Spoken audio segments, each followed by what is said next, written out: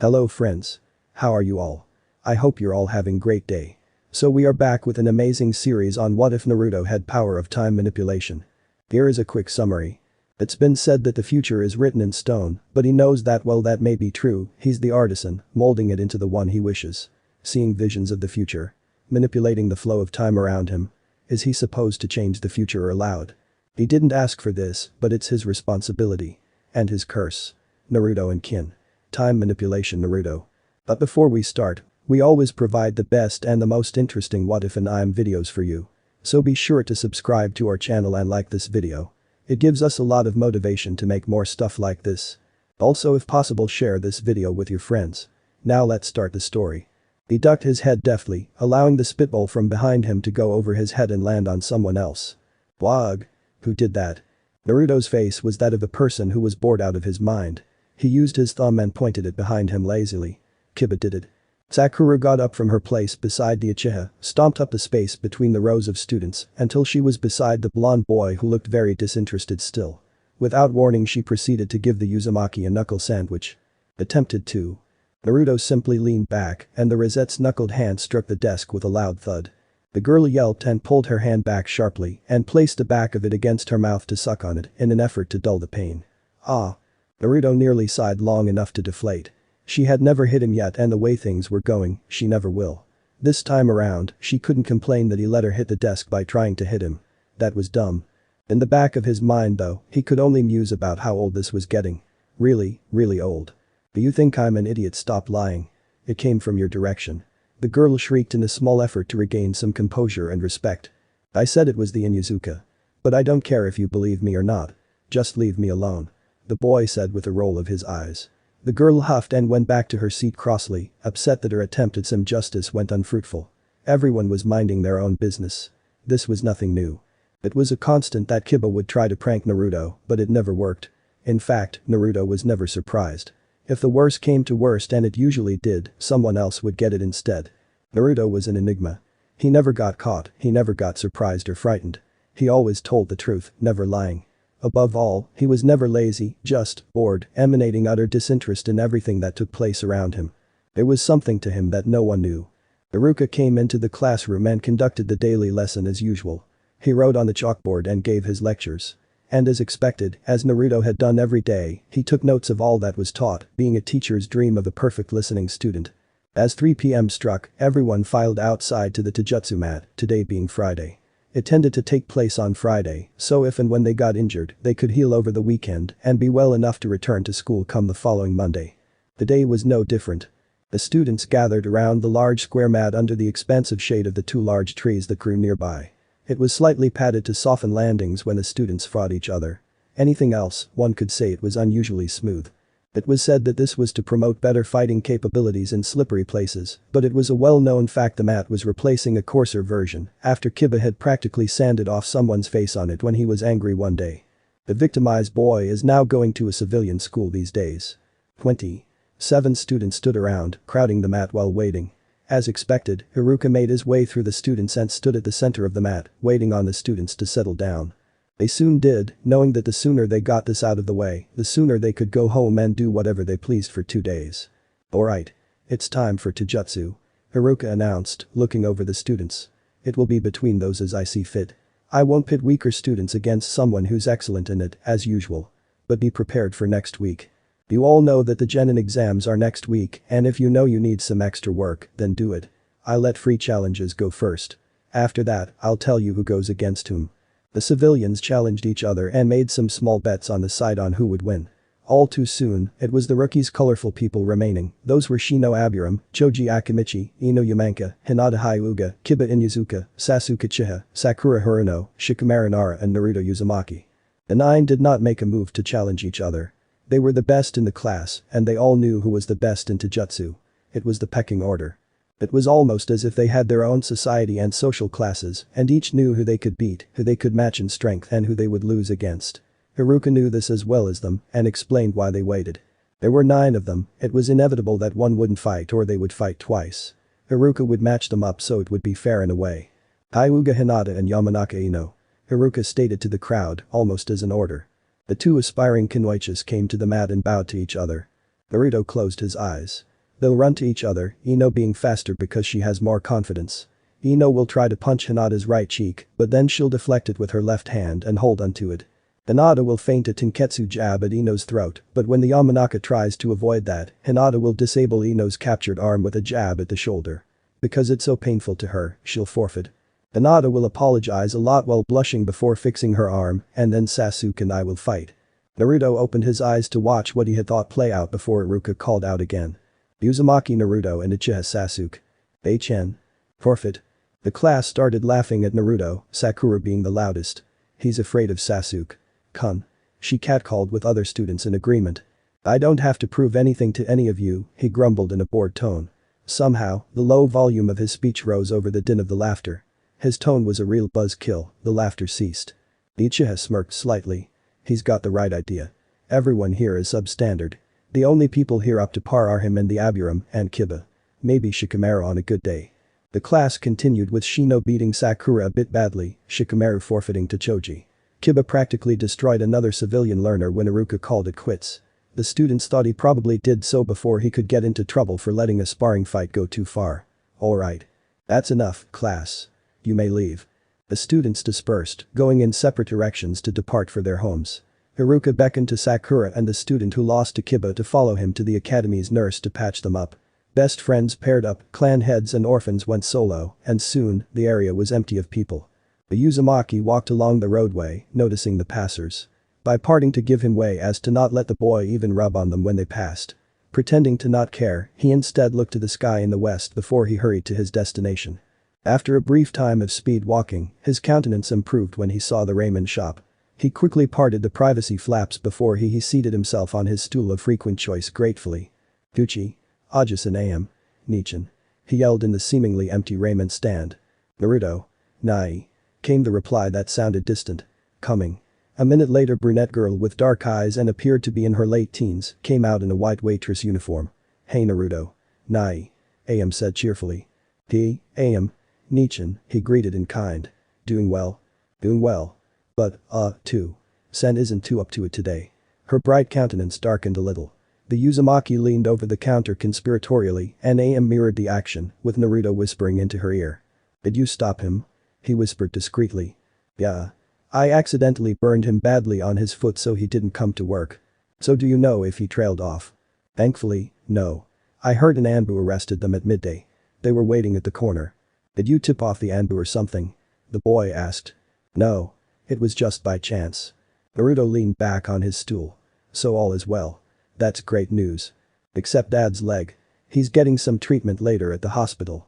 He could be here tomorrow or the day after. So I guess it worked out. His face adopted an even look. It's the least I could do.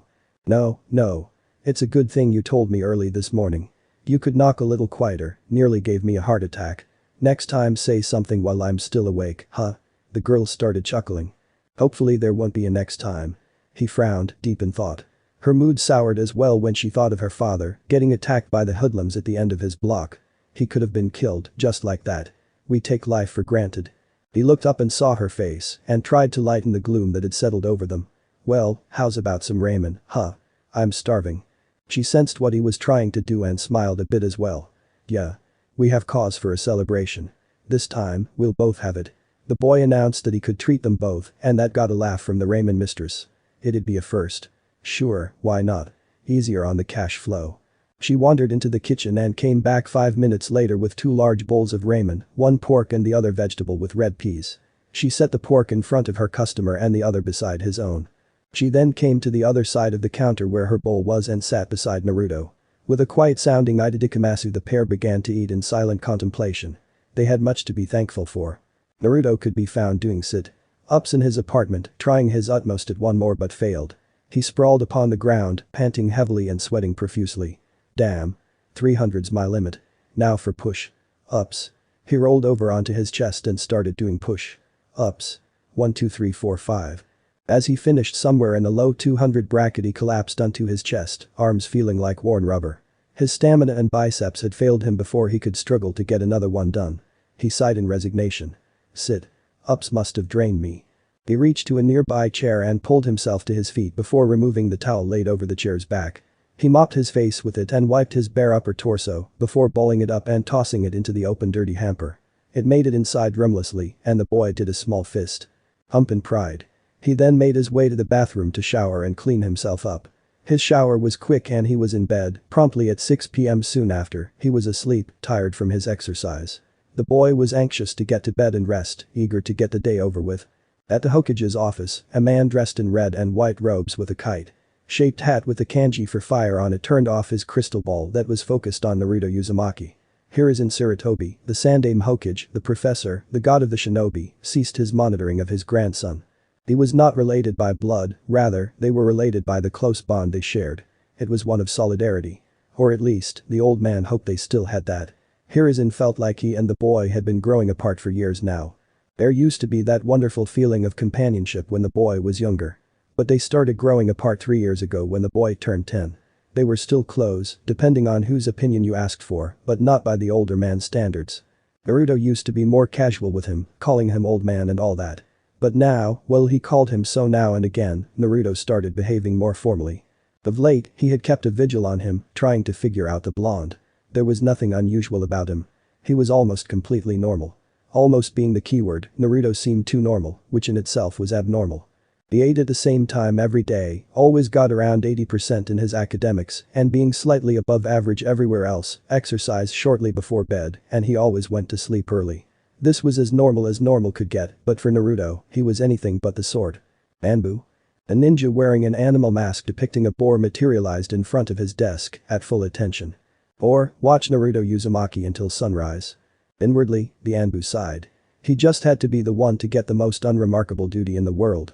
It had been a week, and all the students assembled in their classroom promptly at 9. Today were the genin exams, and all were nervous anxious to get it over with. The lesser confident could be seen still studying, and the proud were seated, hands crossed. Iruka's class was certainly one that had its own order of society. Naruto had bags under his eyes, indicating a lack of sleep. He had probably spent most of his night studying and training, neglecting to rest his body. The orange jump. Suited boy's head was sagging down while he struggled to stay awake. His body finally gave out and he dozed off, head down on his desk. He slept for an hour which, if he was fortunate enough, would be enough for his revitalizing stamina. At 10 a.m. Iruka and Mizuki walked in, papers in hand. Alright. Everyone prepare for the test. The two Kin teachers stood in front of the class, scrutinizing them. I want you to do your best, and no cheating. Mizuki saw a certain blonde who was apparently sleeping. Someone wake Naruto. Sakura, whose seat placement was beside the Uzumaki, saw this as a golden opportunity, cracked her knuckles. She was about to rap her fist against the sleeping boy's head when the boy woke up with a deep gasp and grabbed her hand at the wrist. 1 hour. He all but screamed at the top of his lungs as he looked around wildly before getting his bearings together. He was stared at by the class, giving him unnerving expressions, but the teachers were not amused. Naruto, prepare for the exam. You shouldn't be sleeping at a time like this. Iruka stated sternly while his fellow Chunin nodding in agreement. The Uzumaki regained his usual bored-to-hell demeanor before his eyes closed, tempted to keep that way. Hi, Iruka. Sensei. Iruka nodded once to the boy. Alright. Mizuki, help me hand these out. He gestured to the tests. I'll take this half of the class and you take the other half. The two men walked into the center aisle and started handing out the tests from the front to the back and from back to the front, working their way to the far ends of the room. When they had completed their task, they made their announcement. Begin. Begin. He took up his pen and wrote in his name. Suddenly, he squinted at the paper, inspecting it in deep scrutiny. It seemed fine but something felt off. Looking around to the teachers to see if any were looking at him, but fortunately, they weren't. He placed his pen back on the paper to ensure that it would not blow away before bringing his hands together under his desk. He formed the ram seal under the desk and very lightly performed the Genjutsu release. "Hi," he muttered under his breath. The paper rippled and suddenly, it was shown to have been upside down. This was made clear when he saw that he had written his name where the bottom of the page was. He shook his head as he took his pen and crossed it out with a straight line. Pretty sneaky Genjutsu. All my answers would have been written upside down and in all the wrong places. He turned the paper around, wrote in his name on the proper line, and started to do his test correctly. Who could have done it? Was it Mizuki? He gave me my test. It also could have been during the preparation, while it was being made, someone cast the Genjutsu, then placed it upside down in the stack. Was it meant for me then? Or someone else? He looked around at the teachers. Mizuki was looking at the Nara who was sleeping, presumably already finished with his test. Iruka met Naruto's eyes, both staring. Finally, they broke it off and both returned to their respective tasks. Nah. They handed out the papers in a particular order. And all our seats were prearranged for the test from the start. I am sitting in 6th place. It would have been a simple thing to just put my paper 6 from the top, so I got that paper. He put in another answer. One of these teachers, if not both, are out to get me or botch my chances for passing or something. He purposefully put in a wrong answer at the next question. Okay, one more incorrect answer and put in the rest right. He finished his test easily and put his head down on the desk. He remained in deep thought as paranoia started to plague him. After half an hour later, the teachers announced the exam's end and took all the papers before Iruka walked off with them into the back room. He soon returned and shouted at Shikamaru to wake up. After the boy was rudely awakened, or so the Nara himself complained, Mizuki told them to file outside to the taijutsu mat, and the aspiring genin all complied with the order. At the taijutsu mat, they all grouped around it with the teachers at the center, waiting for them to speak. When they were assured that they had settled, Mizuki began to speak.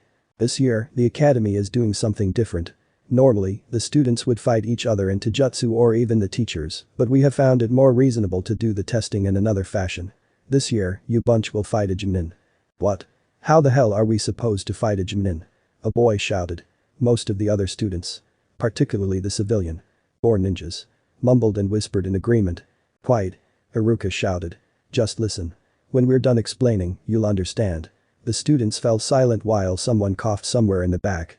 The genin instructor started to speak again.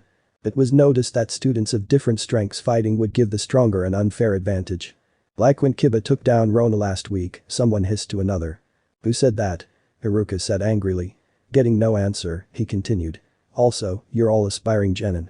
In the past when you fought genin instructors, we didn't expect you to win because us genin have strength, skill, height and weight classes above yours. Kiba at the front raised his hand. But this genin will be an adult, right? Not much of a difference. Why not just you guys after all, Iruka? Sensei. Not the case, Inuzuka, Mizuki spoke up. He's 14 and he's your average size. Said teenage Jounin came into being out of a swirl of leaves. He was, as mentioned, their height, but he was in Anbu uniform and wore a blank mask that had the kanji for leaf on the forehead. This is the bunch, correct? He asked. Yes, Yumino replied, not perturbed for a second. But do you think it is fair to fight with armor? He removed his armor pads and it was discovered that he was wearing a brown vest underneath. He then gave his armor to Mizuki who strode to the edge of the mat with it and placed it out of easy reach. He will fight you one at a time alphabetically. When he's done with each person, he'll announce your grade, 10 being the highest and 1 being the lowest, the scarred genin announced. Any other concerns? What about his mask?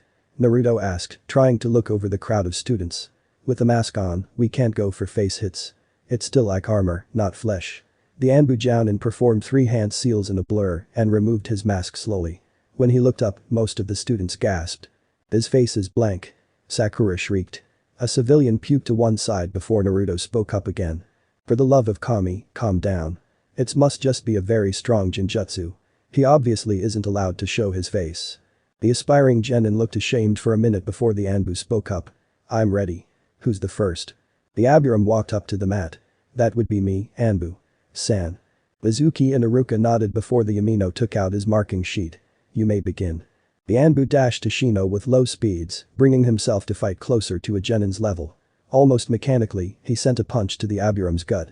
The glasses wearing boy sucked his gut in as the punch got him and grabbed the teenager's arm and wrenched it. The Anbu simply went with the arm wrenching motion and did a roundhouse kick at the Aburam's head. The boy had to release the arm to block his head. Without letting up for a second, the Anbu leaped up with his remaining foot and kicked Shino in the chest. Shino fell to his back and the Anbu righted himself in the air and landed neatly on his own 2 feet. Shino got up quickly and charged the Anbu. Feint kicking with his left knee, he finished with a full-on waist sweeping kick. The Anbu was prepared for the action and he caught the leg at the knee and twisted the foot savagely. Shino went with emotion and fell to the ground on his front. The Anbu thought for a while. His juniors were weaker than him, of course, and this was his first grading. Were they all better than this, or worse? Was this standard? This could be rectified later, but you'll have an 8. The Anbu dropped the foot and the Aburam started to get to his feet a little shakily. The Anbu held out his hand and Shino took it and heaved himself up. He bowed his head at the Anbu who reciprocated. Shino then walked back to his place under the tree before he sat down. Next. The Anbu said. All the civilian ninja students went one right after another. They all got scores going from 2. 5. Choji got 7 when his legs started to get twisted before he gave up. Sakura got 6, she quit when she got caught in a painful arm lock. Hinata went next and got a 7 before he got inside her guard, grabbed both of her hands, and kicked away her legs at the ankles. Kiba went in soon after and got a 9. He got pinned under the Anbu's weight with his arm bent behind him, wrist touching his upper back. Shikamaru put in a little effort into his bout and got a 6 when the Anbu swept his legs out from under him. Civilians went again now, this time, they were fewer of them, so Sasuke didn't have long to wait. The Uchiha smirked to himself.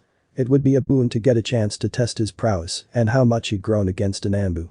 If he was this young, this Anbu must have an extraordinary amount of talent and skills. He was probably holding himself back so much it wasn't even funny. Like Itachi. Alright. Uchiha Sasuke, you're up next. Iruka ordered. About time. He walked up to the mat, ignoring the squeals of his fangirls. He stood across from the Anbu and observed him. How that faceless thing he has going on feels intimidating. No wonder the civilians' scores are so pathetic, they must have been scared to touch him. He entered the stance for the interceptor fist created by his clan and waited. Hajime, Mizuki announced. Both teams ran at each other quickly to strike at the other. The Anbu, being faster, crossed the halfway point first and reached the Uchiha. He used his acquired momentum and sent a blurred fist at Sasuke. The boy countered it by grabbing it at the wrist with his left hand and pulled the Anbu forward. In the same motion, he attempted to elbow the Anbu in the invisible nose, pulling him into it. The Anbu was prepared and ducked it, bending his head backward. The elder then planted his left leg behind the Uchiha and pulled him along with him, tripping Sasuke backward. The boy started to fall but kept his grip on the Anbu's wrist and both ended up falling together. The Anbu wrenched his hand back from Sasuke the moment they both hit the floor. He was counting on the fact that when they dropped, the Uchiha's grip would be lessened so he could reclaim his own hand. Both fighters rolled away from each other and got back to their feet quickly. Sasuke, seeing that the Anbu's speed was greater, settled for defending, so when the Anbu threw a punch feint, he was prepared for the thrusting shin kick the Anbu intended to carry out. He simply moved his foot out of the way and kicked away the Anbu's leg right in the calf, driving it with the front of his sandal. The teenager sucked his breath in sharply in pain. Not wasting a valuable opportunity, Sasuke sent a punch to the Anbu's solar plexus, but he raised his guard in time. Not yet done, however, Sasuke dealt a rabbit punch through it that caught him in the chest. The Anbu stepped backward as the punch caught him, lessening the hurt from the blow. The fight went on for a bit longer and Sasuke's stamina waned. Noticing it, the Anbu decided to stop the fight before it lowered the boy's performance and ending score. I've seen enough. 9, the Anbu said, and dropped Abiram's score to 7. Sasuke smirked as he dropped his stance. He bowed head and shoulders to his opponent and the Anbu reciprocated the action. Sasuke strode off the mat, the only one so far to leave it without injury or suffering a tap-out constraint. Iruka wrote the number 9 next to Sasuke's name. His eyes then moved down one place to glance at the next name. Alright. Up next, Uzumaki Naruto. The blonde had retreated to the back of the group during the earlier fights. When the crowd of students parted to give him way, Iruka saw the boy sitting on the ground, fidgeting with his hands. He slowly opened his eyes and stood up and stretched, joints cracking. Yeah. I'm coming. He strode between the students and stepped on the mat, facing the Anbu who had already moved back to his place. Wonder if the fight will show me if I can do anything wrong? He whispered. The Anbu barely heard him, but he nodded. Both fighters settled into their stances. The Anbu in a sort of loose Chunin stance, while for Naruto's stance, he stood sideways to the Jounin, positioning his left foot facing forward towards him with his right foot behind him, pointing to the right. It seemed reminiscent of Sasuke's stance but looser. No, it was more baited, as if he was confident he could dodge and punish anything. The Anbu studied the stance, he had never seen it before. It made him want to challenge it. Hajime, Mizuki started the match. As usual, the Anbu made the first move and charged, but Naruto didn't even move as he approached him. The faceless teen threw a right hook to Naruto's jaw, but in an instant, Naruto's hand rose and pulled it down, wrenching it towards the ground. Not done, he brought up his knee to smash it into the Anbu's chest, still keeping his grip on the arm to make sure the Anbu didn't try to lessen the impact. The teenager merely blocked the knee with his other arm. The Uzumaki released the arm, and as soon as the Anbu stood up straight, he made a full 360-degree turn and roundhouse kicked the Anbu in the neck. The Jounin almost gave a bored vibe as he caught the foot at the ankle with both hands and twisted it. Naruto leaped off the ground with his other leg and went with a twist, now in midair with his back facing the sky. He now used his hopping leg and kicked the Anbu in the chest, pushing him backward from the force, making him let go. Legs now free, he half hurled himself and landed on the ground head and shoulders first, performing a perfect PK roll. Standing back up quickly, he ran at the Anbu still getting back up. He kicked his elder in the shin of his right leg with a thrusting kick, he dropped and sweep. Kicked his left leg and the Anbu fell back down again. He then proceeded to try and stamp the Anbu in the gut, but the Anbu rolled away from it, barely dodging it. When he was still in the roll, the instant he rolled onto his stomach the second time he pushed off with his hands and feet forcefully, getting back up quickly. Naruto ceased going after him and resumed his stance. The Anbu seemed to hesitate a little, realizing the boy's stance and its punishing nature, before he charged the Uzumaki again, running with his weight close to the ground. He made a knee feint at the blonde, but Naruto merely stepped backward a couple of times. By the time the Anbu had abandoned the feint and finished with a full-on leg kick, Naruto wasn't in that space anymore. The boy grabbed the foot of his oppressor and took a move from Sasuke. He kicked the Anbu in the thigh with the front of his sandal driving upwards. As the Anbu flinched in pain, Naruto used his free arm and elbowed his elder in the shin as hard as he could. The Anbu in desperate pain pulled back his foot and tried to stand, barely able to because of the damage dealt to it. Not giving him a chance to recuperate, he kicked away the good leg of the Anbu with a hook. As the Anbu fell to his back, Naruto leaped over the man's prostrate form and grabbed his own ankles, falling with all his weight with his knees right into the Anbu's stomach. The Anbu made no sound as he got the hit. In fact, it looked as if he was trying to but couldn't because of all of his air being pushed out of his gut at once. Naruto grunted as he got off the Anbu and locked the teen's neck in a chokehold. It was mainly for effort and to show that he had the Anbu in his power and didn't actually try. In fact, he released him in a few seconds and got up. He could see his Genjutsu start to ripple a bit, meaning that the pain was starting to make him lose control of it. Squatting next to the Anbu, he whispered close to his ear. "Hey. Control your Genjutsu. It's starting to fall apart." The Anbu made no response, but Naruto who could start to see green where the man's eyes would be fade away again into nothing, showing that he had resumed control over it. Naruto got back up and lightly stood on the man's uninjured foot. He then pulled up the Anbu back up his feet by his hand. The Anbu shakily stood up and braced most of his weight on his good leg. He bowed his head and shoulders and Naruto did the same. "Yes. That's a definite 10. The Anbu chuckled. "Pretty good for an academy student. Thanks. But I could have been better. I would rather go for a 9 or 9.5 if possible." "Don't want my head to swell any bigger," Naruto said wryly, "and especially since you weren't going all out." 9.5 it is then, the Anbu replied. Haruka, whose eyes were the size of dinner plates from watching the match, wrote 9.5 next to Naruto's name. Everyone else seemed to be in similar states, sans Hinata who seemed to be happy for him and blushing, Sasuke who had observed the bout with a bit of begrudging respect, and Shino who only lifted an eyebrow over his shades. The happenstance was surprising. "How many handicaps were you using?" Naruto questioned, much to everyone's surprise. The Anbu chuckled again amusedly. "Weight seals on all of my limbs, non. Use of chakra to enhance my attacks or cushioning damage and some ninja jutsu. Could have been done better if I used only one foot without the handicaps. You wanna fight again, kid, for real?" The others listening on could not believe the number of debilitation the Anbu was using.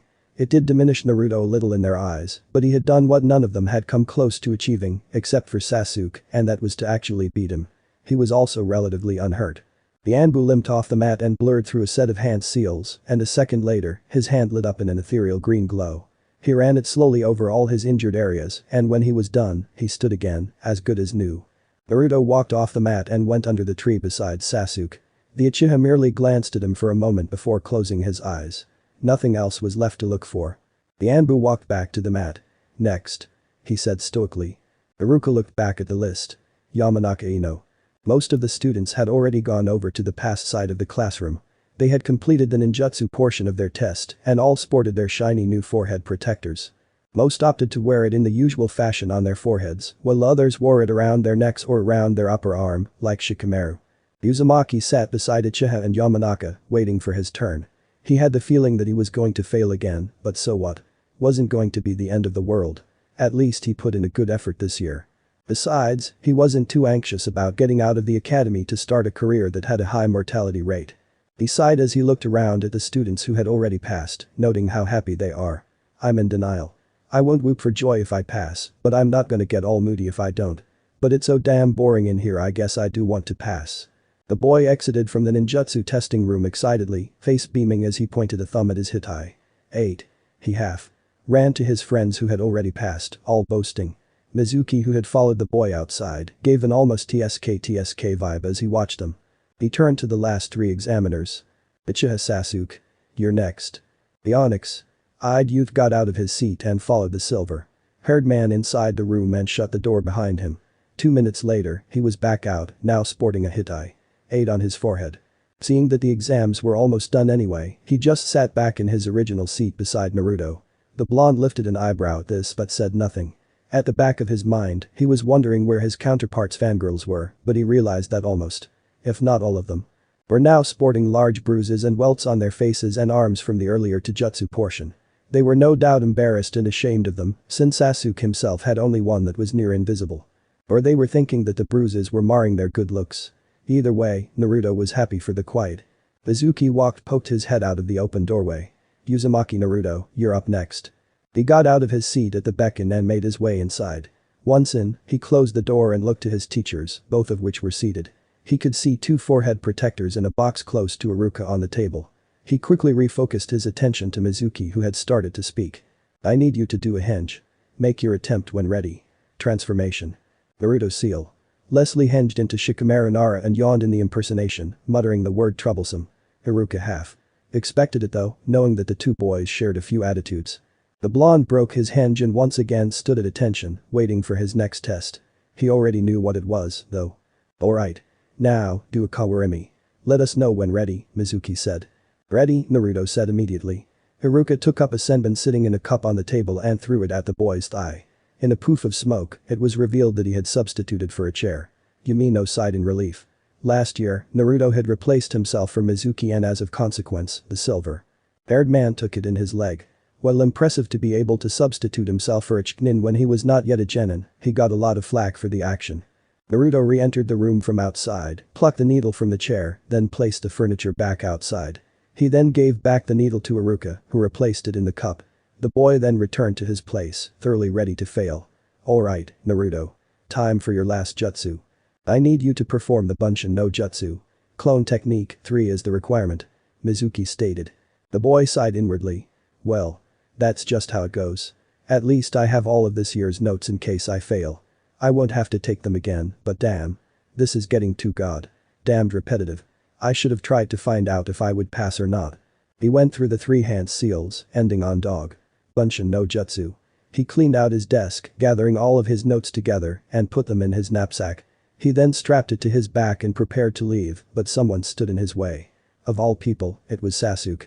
Naruto. What you want? He asked evenly. He didn't know what he wanted. Is he feeling smug or something? How come you're not wearing your headband? I didn't pass.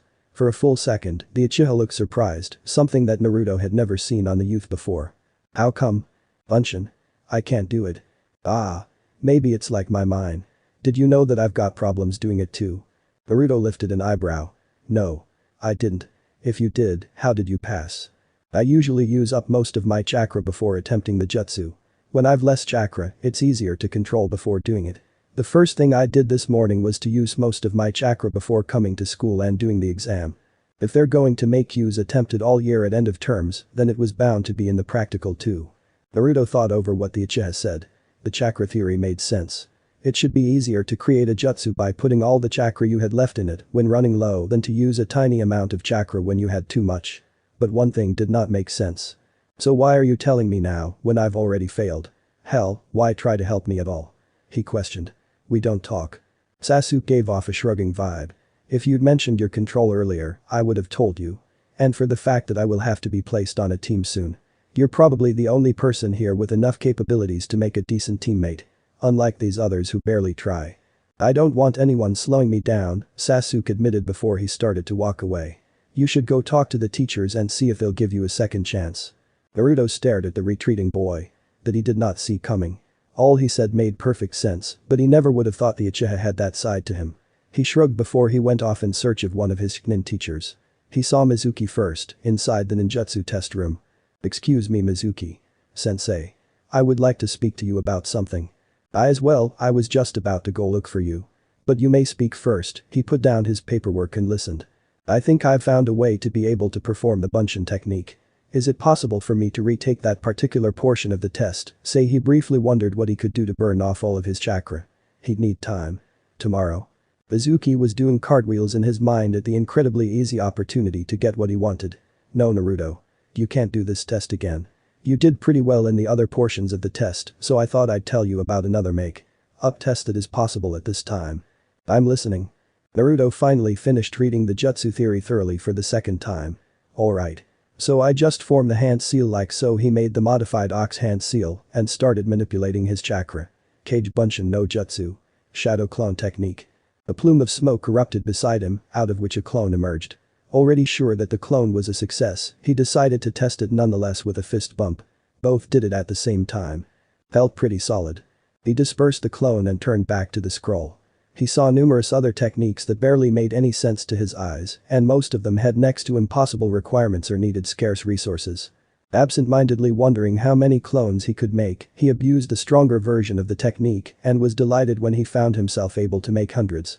He also found that he could make them far more durable by expending more chakra into them. Not much more was gleaned after that, and after 30 minutes more of experimentation, he felt himself running on fumes. All of a sudden, he was discovered by one of his Chunin instructors. Naruto. What are you doing with the scroll of forbidden jutsu?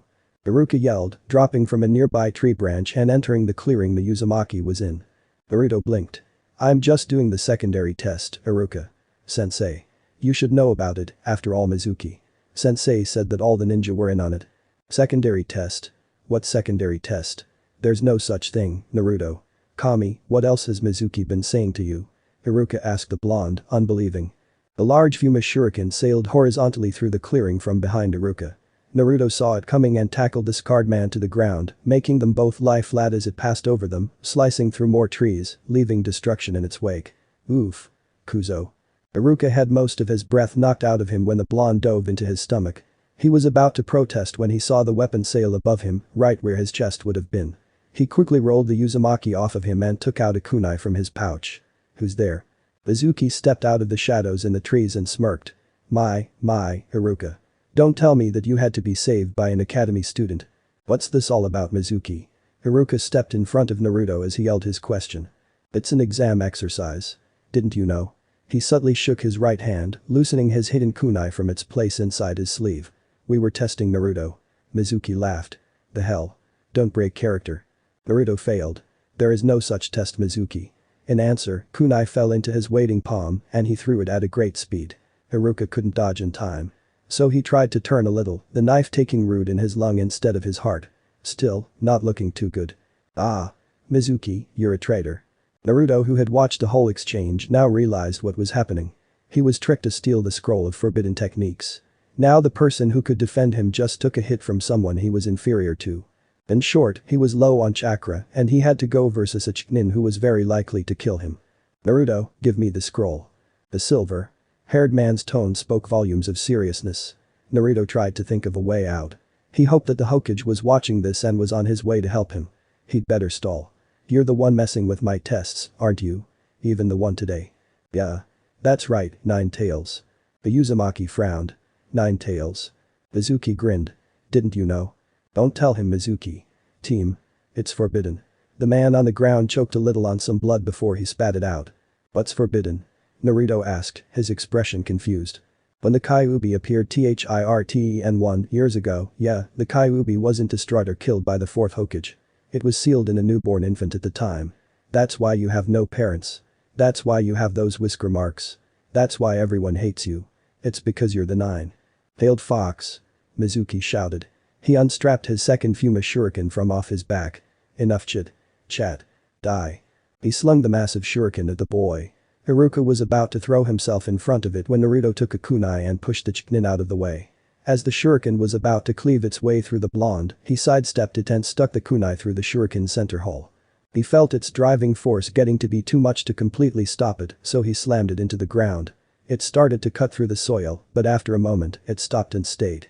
The other two Chunin were wide-eyed. What? You can't expect me to learn everything at school, did you? Naruto smirked. Besides, I already had my suspicions about the fox. If anything, I like the whisker marks. Removed his kunai from the shuriken hole and assumed his taijutsu style, with the kunai in a forward grip. Mizuki took out a kunai and readied his stance as well. You're getting ahead of yourself. I was going to kill you quickly, but now, I'm going to stab you in every organ, then, I'm gonna drive my kunai through your eyes. Meh, I got nothing. The boy shrugged. Mizuki sprinted at the boy with his kunai driving forward, fully intent on carrying out his threat. Naruto lifted his own kunai and parried it to his right.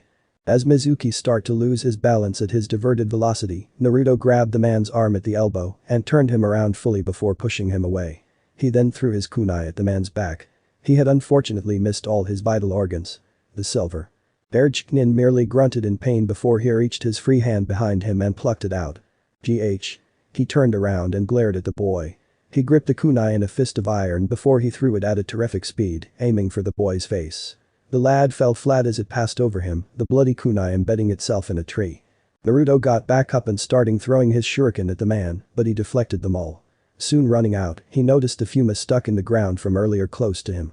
He pulled it up gingerly before he started spinning around twice, swinging the massive shuriken before he threw it at the traitor, but he simply sidestepped it. In a blur, Mizuki had charged the boy and buried his foot in Naruto's gut. The Uzumaki gasped for air weakly before he tried to press on, grabbing the foot at the ankle and turning it on the inside. The man went with a turn and fell flat on his face with Naruto still holding his leg. Before he could lash out with his second leg, Naruto lifted his leg and picked the man on the ground with his heel, right into the small of his back. Ah! Naruto finished twisting the man's foot, finally feeling satisfied when he heard a crack. The man yelled in pain before he finally kicked away the boy, who fell onto his back. The man got back up painfully and unsteadily onto his good leg before he shuffled over to the boy. He took out his last kunai and plunged it down at the boy's heart. The boy poofed away into a log, making Mizuki give a small yelp in surprise. He was about to go search for him, but the boy fell out of a nearby tree ungracefully in a heap on the ground. Naruto was panting heavily. It took all the chakra he had left to perform the substitution, and his body had given out on him. Mizuki pulled his kunai out of the log and smirked before shakily making his way over to the boy. Said boy was staring wide-eyed as his about-to-be killer come over to him, only to be stopped by Iruka who grabbed his foot. "But Iruka, let me go," the traitor said angrily, trying to pull away. Iruka mumbled something incomprehensible. Mizuki, finally having enough, stabbed the man in the back, right where his heart would be. Iruka grunted weakly. He looked over to Naruto and mouthed "I'm sorry." The light faded from his eyes as Naruto stared in disbelief as his former teacher murdered another. Mizuki was still caught in a dead man's grip, but he shrugged it off easily and callously.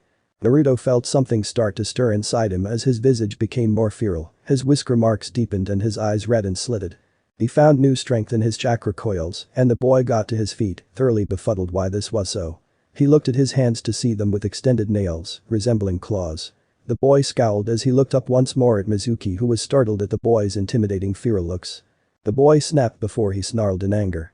In a blur, the boy disappeared and reappeared behind the man in a burst of speed, slashing at his neck, releasing a red torrent. Not done, he kicked the man at his earlier stab wound, making the man face plant. The boy grasped both of the man's legs and swung him around, his blood splashing around them with perfect radius, before he flung the man against a tree. At the last second, Mizuki had turned himself so his back would impact it instead of his head. He slid down it in a heap, blood freely running down his body and dyeing his clothes a deep shade of crimson in the worst way. Naruto picked up the man's kunai and stalked over to the man and picked him up by the shoulder, pressing most of his weight against a tree. He then started stabbing the man repeatedly in a hellish fury while screaming, as if it would bring his teacher back to life. The man had already died from the 20th stab, but the boy kept going, the front of the boy's orange jumpsuit now stained red and bloody, as was his stabbing hand. His rage continued well further stab before he plunged the kunai through the man's right eye socket, driving it through to the back of the tree, and staked him there. Viscous eye fluid mixed with blood flowed out of the socket down his cheek, resembling tears. Naruto backpedaled slowly from the bloody scene as he came down from his emotional high. When the Hokage and two Anbu showed up a few minutes later, they found the boy slumped against another tree, watching his shaking, bloody hands. The Sandaime Hokage's eyes flickered to all three people in the clearing. Two of them were corpses while all three were blooded, particularly Mizuki. The corpses did not hold his attention for long, though. Instead, it was centered on Naruto who was in some type of catatonic shock, who still hadn't acknowledged his or the Anbu's presence. The boy was just sitting there as if he had just witnessed a murder, which he practically had. While striding over to the boy, he motioned to the two Anbu to check Iruka for a pulse and to remove Mizuki. Reaching the boy, he mentally recalled what psychology books and experience had taught him in adverse times such as these. He sat beside the boy in the grass at the foot of the tree and waited for Naruto to speak first. When it showed that he was capable of speech, then he would speak to him. Hiruzen watched the two Anbu look over Iruka before shaking their heads to him. The man sighed as he waved at them, signaling them to take the man to the morgue. They did and soon returned and checked Mizuki's carcass. At first, they were fussing over how to remove him from his spot on the tree without making it worse. That's when they realized that it couldn't get any worse for the man. With a grunt, one of them yanked out the kunai, pinning up the man to the tree and shunshined away with him as well. They returned quickly and then picked up every weapon on the ground. In a matter of minutes, besides the crimson smears on the ground and the bloody Uzumaki, there was nothing unusual in the clearing. It had been a few hours. Sarutobi had long since dismissed the Anbu and waited patiently beside Naruto. It was now midnight, the start of Saturday morning, but he was a man of patience. Besides, if Naruto could stay still and watched his own hands for 3 hours and he as a Kage couldn't, he no longer deserved the title. Iruka. Sensei, he killed Iruka. Sensei. He was trying to help me. And he killed him. Hiruzen looked to him, waiting expectantly. He knew what was coming next. And then killed Mizuki. He looked at his hands, and as if he just noticed that they were bloody, he tried to wipe them on his clothes. When he realized that his clothes were also bloodied with Mizuki's life, he started to furiously wipe his hands on the grass, but the blood was already dry. "It's my fault," the Sandaime stated as he watched the boy's actions. "If only I had arrived sooner, this could have been prevented. I had some difficulty finding here because nothing is outstanding to this location. I must really be a demon. He started to stutter. Naruto-kun. Stop. You are not a demon. You merely hold the beast back at bay. You are its prison, you are its master, you used its power to kill a handicapped teacher." Hiruzen shook his head. "They lived in a bloody ninja world. Mizuki was about to kill you. Were you going to let him kill you?" "No. Of course not. If only I had my chakra at the time and beaten him up or something. Or if I had tried to find out. Naruto. Perhaps you should come to my home and sleep instead. It would benefit you more if you weren't alone right now." The Hokage stood up and held out his hand to the boy. Naruto watched him for a moment, not knowing what to do for himself, before grasping the man's hand. As soon as he did, they both disappeared in a body flicker of a swirl of leaves. Naruto's eyes snapped open suddenly, as was his habit every day to awake at this time. He already registered where he was the second he saw the ceiling. He knew what was happening once more. His memory kicked in about what happened the night before. His body slightly ached in soreness as he remembered stabbing a dead man. The man had no identity to him. He was just another person, didn't matter if he was good or bad. He knew all the speeches that would be given him, all the condolences for Iruka. He might as well get breakfast, and the sooner he got this day over with, the sooner he could get to training. Now that he had killed, his ninja career had taken off, he could train without repercussions for training in regimens beyond that of his class in the open. "So I took one day to get over it. Is that normal?" Recalling that there was a demon sealed inside him, Naruto realized that nothing about him was normal. He kicked off the sheets and leaned over the edge onto his feet. He immediately left the room and made his way to the kitchen to have breakfast. It would be his second time, so he knew where to go, not getting lost or wandering into the wrong rooms along the way. Finding the kitchen, he plopped down in an empty seat in between the older man with brown hair and a goatee and a little boy who was still changing teeth. He already knew their names, but if they were going through introductions again he would just roll with it. "Morning, Naruto. How did you sleep?" the elder asked, putting down his booklet. "Like the usual." The blonde grunted.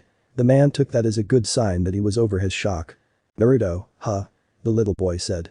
"Mornin' Naruto. My name's Konohamaru." "Hey Konohamaru." The man with the goatee got up and started preparing breakfast. "You didn't stumble your way into our rooms on accident coming here, did you, Naruto?" "No, Asuma-san." The man lifted an eyebrow. "How did you know my name?" "You're well known in the village." Naruto lied smoothly, not wanting to disclose that he knew him from their future meeting. "Oh? Well, good for me, huh? I'm popular." The Sarutobi chuckled as he prepared some soba noodles and eggs and dished it out to the two boys, as well as some for himself, before seating himself again. Naruto frowned a bit, staring at the soba. It was his least favorite noodle type and he had to go through it again for the second time. He shrugged and started eating, hurrying to get it over with and out of the way. Soon finished, he placed his dish in the sink. He was going to have to be ignorant for a few hours. Nothing he couldn't handle. "So, Sarutobi-san." Asuma looked up from his meal. "Can I have my clothes? I can't just go out in underclothes that I slept in." "That's going to be a problem. We disposed of your bloody jumpsuit. You didn't expect to go back to wearing it, did you?" "So what am I going to wear then?" he retorted. "I'm sure I can find something around here you can try on. At least until we get you to the clothing store that outfits ninjas. Besides, if you have any more orange jumpsuits at home like the one you were wearing, get rid of them too." Honestly, kid, you're gonna need to lose bright colors so you don't catch a kunai in your back when you're out in the field. Outfit change, eh? Oh yeah, I will. I definitely will. Naruto and Asuma completed their journey to the ninja service establishment, one of them gratefully. The younger of the pair wore a jacket and pants 2 sizes too big, and the cuffs he had put into them were beginning to come undone, not to mention the fact that the clothing wasn't already cumbersome and awkward enough to begin with. They pushed the door in and entered, allowing the smell of brand new clothing and lubricating oil to hit their nostrils. The store was relatively empty of other patrons, so they just made their way to the front desk and tapped the bell waiting on it. "Hello," Asuma called. "I'd like some service." "Coming." A girl's voice sounded from the back. Almost immediately, a twin. Haired girl entered through a door behind the counter came up to the two males. "Welcome to Higurashi's Shinobi Supplies." She welcomed. It sounded more genuine than routine, and Naruto smiled in appreciation. "Hey Tenten," the Sarutobi greeted. "I came down to get Naruto here some things to prepare himself to be a ninja." He gestured to the boy by patting him on the head. "And get him some new clothes." The girl smiled at the blonde. "Naruto, is it? I've heard of you before. But things, right?" He lifted an eyebrow. He goofily did a pose to amuse, but the girl merely shrugged. "Well, they said you were so quiet most people didn't know what you sounded like." The Higurashi smirked. "I guess I should count myself lucky." "Let's begin shopping, shall we?" Asuma suggested to the children. In a short half-hour later, Naruto was dressed in a dark blue clothes. Fitting shirt with a V-neck and long sleeves that were slack around the elbows. Black ankle length pants went far in completing the look, and gray sandals rounded it all off nicely. It echoed his previous outfit, but the drab color scheme was more agreeable with everyone present. He had a backpack on his back that he placed his mesh armor inside to carry home, as well as a set of dozens of new shurikens, kunes, and yards of ninja wire on a spool, and about 10 each of C-ranked and B-ranked paper bombs. He had everything sorted out in different pockets in the said backpack, and with the even distribution, the bag felt right at home on his back. Now for a weapon. Tenten slightly squealed in her excitement, but stopped when she saw the patron staring at her, as if the Bukijutsu tools hadn't just been purchased. "What? I just like weapons, okay? Sheesh." She waved her hand dismissively before she turned to Naruto. "Don't you want something to fall back on when you've just about thrown everything else? Never fancied that kind of situation for anyone. So what kind of weapon would you like to use?" She took his hand and stretched it while feeling his biceps. "Good definition. A strength typo guy." He retracted his arm and started to think about how he stabbed Mizuki full of holes. "I must still have trauma. Something blunt. Tonfa? Iron knuckles. Hammers. Staffs." Asuma felt put on the spot. His father had asked him to help Naruto get equipped, but he didn't count on his purchases going into this region. Let me see your staffs. And mind the pricing." She led them to the back rooms to look over their merchandise of staffs, which was quite impressive, showing them staff after staff. Nothing fully appealed to the blonde. His mind started to wander back to when the Hokage asked if he would have let Mizuki kill him. He didn't want to kill anyone, but sooner or later he would need to. It was his profession. Besides, he knew what he wanted. He decided to speak up. "Is there anything that's both blunt and sharp at the same time? Anything?" She stopped what she was doing and looked up to her forehead and thought. "Well, I think I have a tonfa with a blade on one side." No. Something else. "To be honest, we got something experimental from the land of iron 2 years ago. No one wanted it." "Well? What is it, Tenten?" Asuma asked. "It's like some kind of folding blade. It's also like a weird kind of jut, too. Let me ask too. San if he knows where it is." She ran back to a door that likely lead into her living quarters while the males waited on her return. A few minutes later, she returned with a relatively small box in her palm before she removed the cover and presented it to the Uzumaki. It was like an oversized rectangle. Shaped handle with slight palm grips on either side. It was about 6 inches long. Asuma gave a disbelieving air. "That's it? Where's the rest of it?" Tenten firmly gripped it before she swung it down rapidly. The rest of the weapon extended out by 2 feet, thick at the bottom and small at the top. On one side, it was rounded off and blunt, but the other side was sharp to a decent degree. It was like a one-edged sword with an extremely blunt opposite side. "Too. That's new," the man with the goatee remarked, observing the development. The boy next to him beamed at the sharpened baton and asked the girl how much it cost. "I asked too. San about it and he said he had clean forgotten about it. He says you can have it for half price. That's 8,000 rim." Asuma's cigarette fell out of his mouth when his jaw dropped. "That thing was 16,000 rim." "Yeah." Tenten smiled cheerfully. "It's made with some expensive alloy to guarantee durability." Besides, chakra can be infused into it. That's always a good thing. Right. I mean, I don't know if he can do it, but sooner or later he'll learn, right? I don't have that much on me. Asuma scratched the back of his head while he picked up his cigarette off the ground. I'll be back. Give him a few minutes. He hurriedly left in Shunshan's, leaving the children to stand around awkwardly in his absence. So, used anything like this before? The blonde asked. No. Never. If you're going to learn, you'll probably need a sword user and a baton user or something. She shrugged. Or figure it out yourself, worst case scenario. I taught myself, but it always feels lacking. Maybe you could read a book on human anatomy, figure out the best places to hit in the meantime. The chat continued like this for a while until the man came back, patting a pocket with more confidence than he'd had previously. Alright. I think I've got enough to cover the whole sum. They went back to the front desk where the brown-eyed girl retrieved a calculator and the two patrons crossed back to the correct side of the counter. As soon as they were settled, Tenten added up the prices. Okay, let's see. Kunai shuriken bomb. She punched the buttons in the buttons on the calculator while she announced the items. Wire and that half blade thing. Naruto sweat dropped at her name for it as it continued to show how little she knew about it. That's 23,810 ryo. Good thing it's not my money. Asuma counted out the money exactly when Naruto stopped him by holding his hand out in front of him. What is it, Naruto? Just give her the full 24,000. Like a tip. A tip? The man smiled like the cat who ate the canary. Do you like Tenten, Naruto? The boy was not about to be embarrassed. Yeah. She's nice, he said in earnest. Asuma, now realizing his tease had no effect, merely grumbled to himself before handing over the money to the blushing girl. Whatever. Naruto took up a tactical weapon from off the counter. Thanks, Tenten. See you around. Yeah. Later.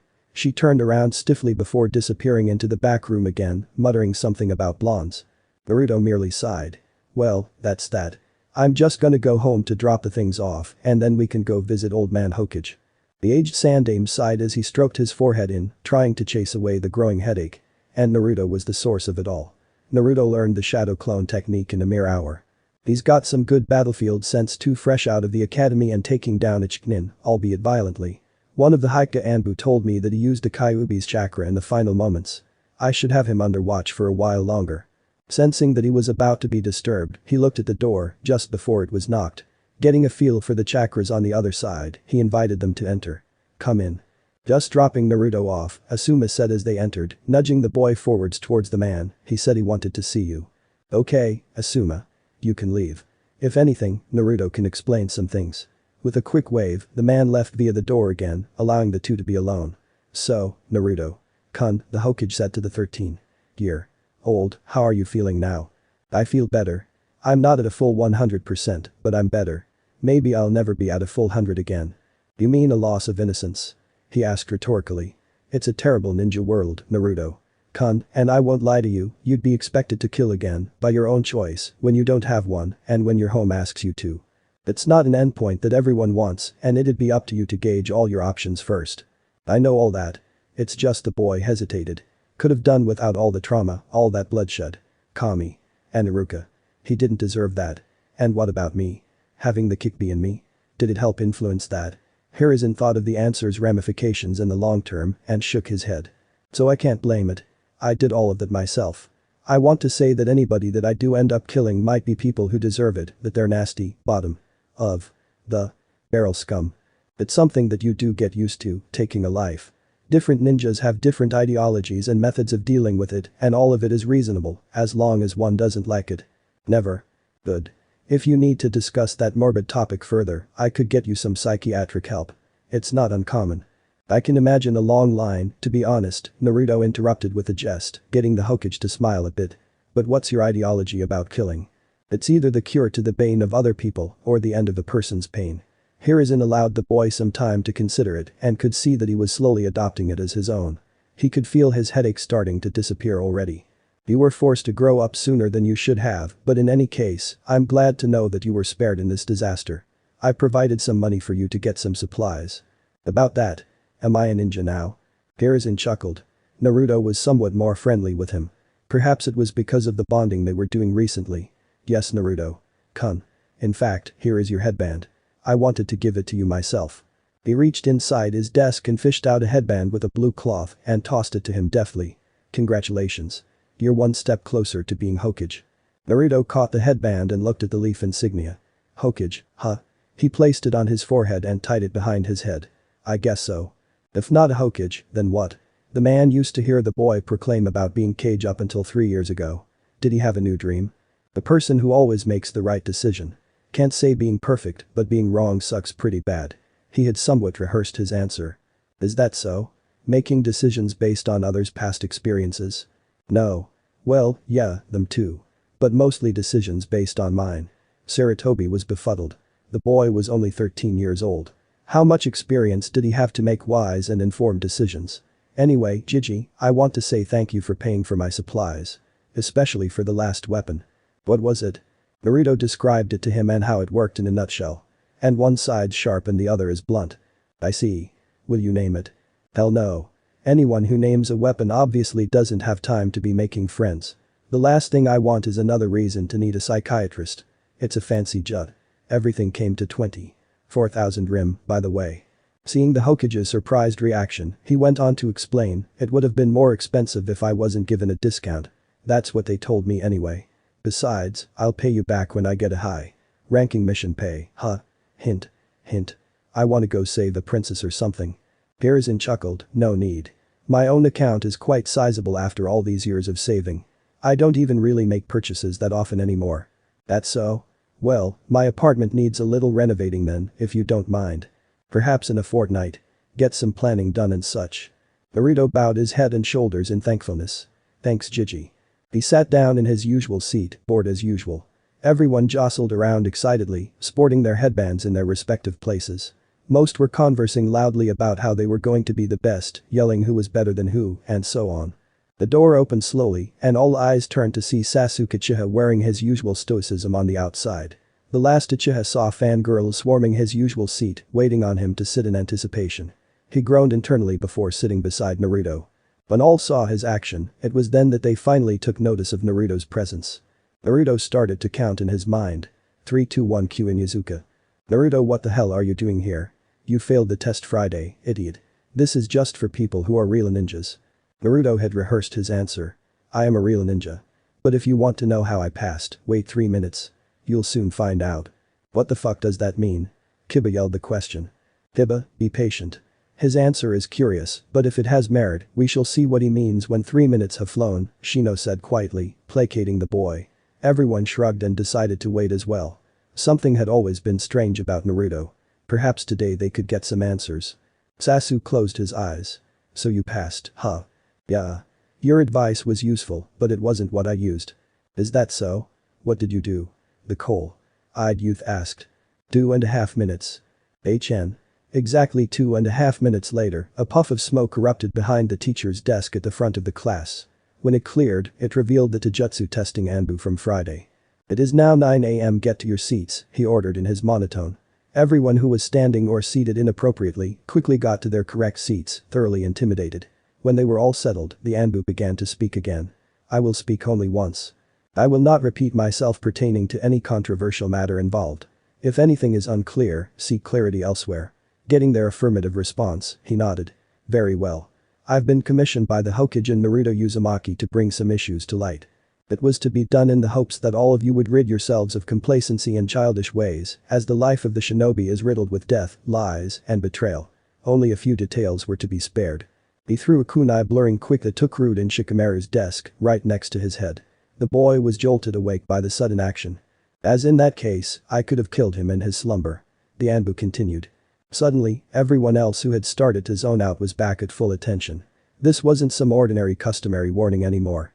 On Friday, Mizuki, your Chunin teacher, deceived Naruto and convinced him to steal the scroll of forbidden techniques for himself to pilfer.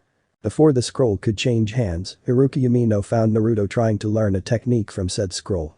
Just as Iruka confronted him for stealing it, Mizuki arrived and betrayed them both. Iruka was mortally injured, leaving Naruto to fend off Mizuki. Before he could be killed, Iruka intervened and was murdered trying to protect him. Everyone leaned forward, eyes getting bigger and bigger as the Anbu told the tale. Mizuki finished off Iruka by stabbing him in his back, right into his heart. When Naruto saw that Iruka got killed, he himself killed Mizuki in reprisal by stabbing him. Over 50. Naruto muttered. over 50 times in his upper torso before stabbing Mizuki through his eye and pinning him to the tree in his rage. Everyone gave the blonde a horrified look before they tried to inch away from him, sans Sasuke. This is why none of your teachers are present. Iruka is now buried and Mizuki is now ashes. The reason for this recount is to make it clear that you understand what kind of life you're getting into. Being a ninja is not fun and games. To be completely straightforward, we kill for a living.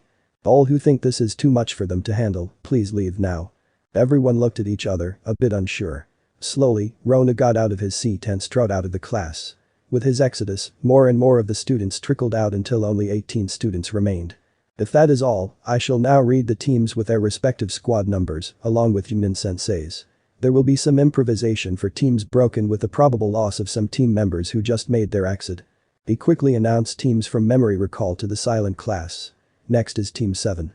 Uchiha, Uzumaki and Haruno. Team 8 is Haika Aburame and Inyazuka. Team 9 is still in circulation. Team 10 is Yamanaka, Nara and Akimichi. Your senseis will come to fetch you at times of their choosing in this room. He looked over the class through his mask and scrutiny. Good day, he finished, before leaving in a body flicker. Most of the students started to breathe more easily in the Anbu's leave.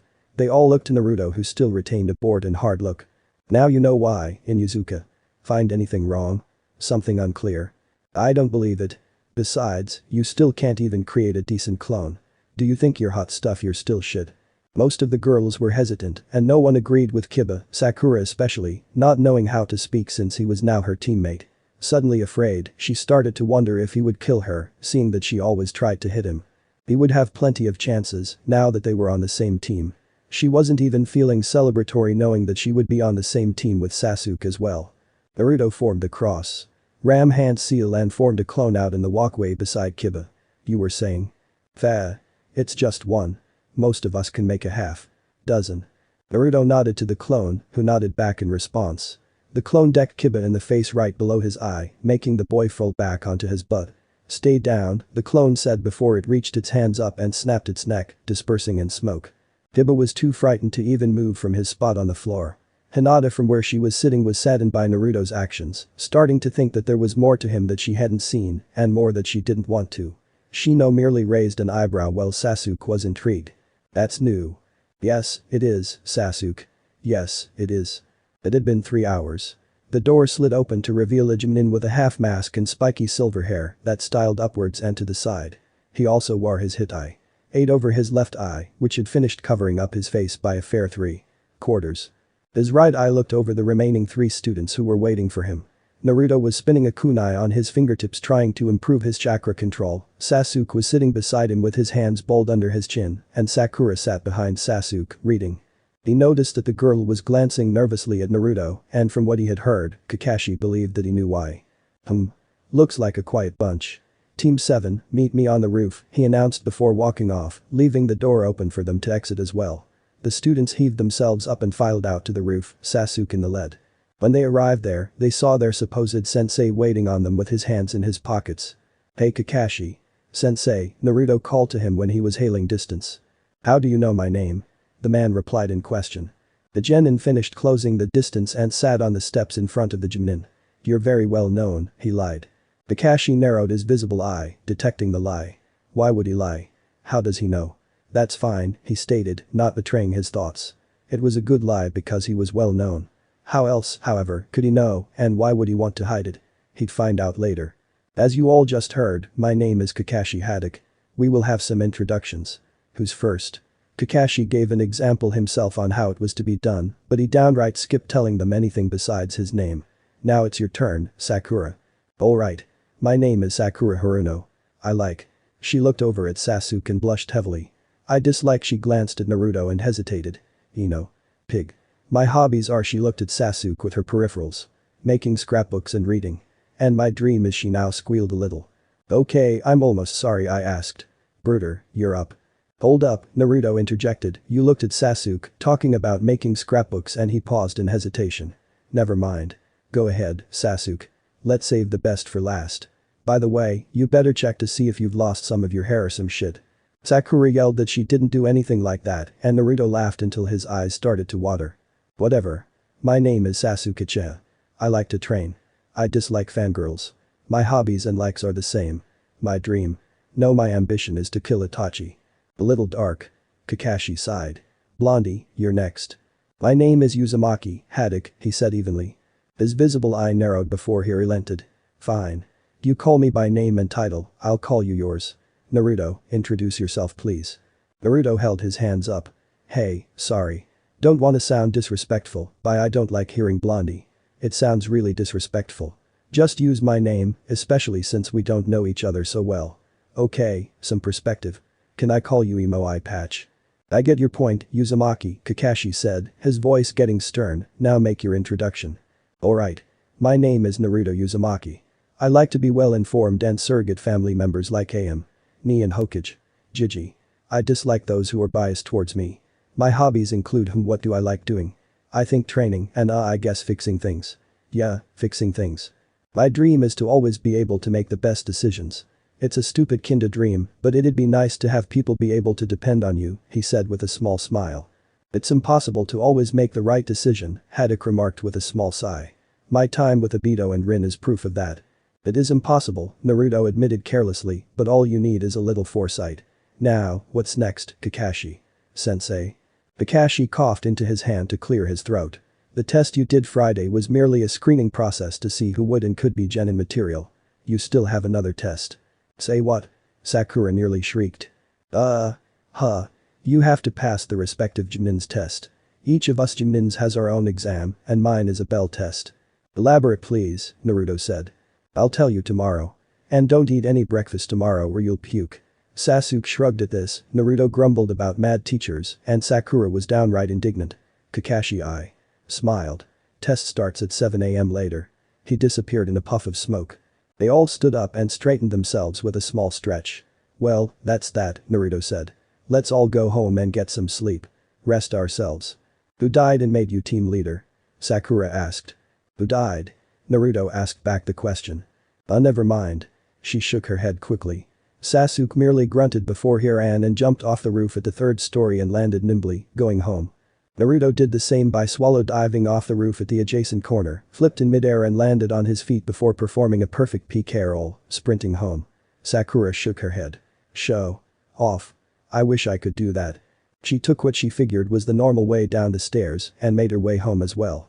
At home, Naruto finally gathered his things together and changed into something casual.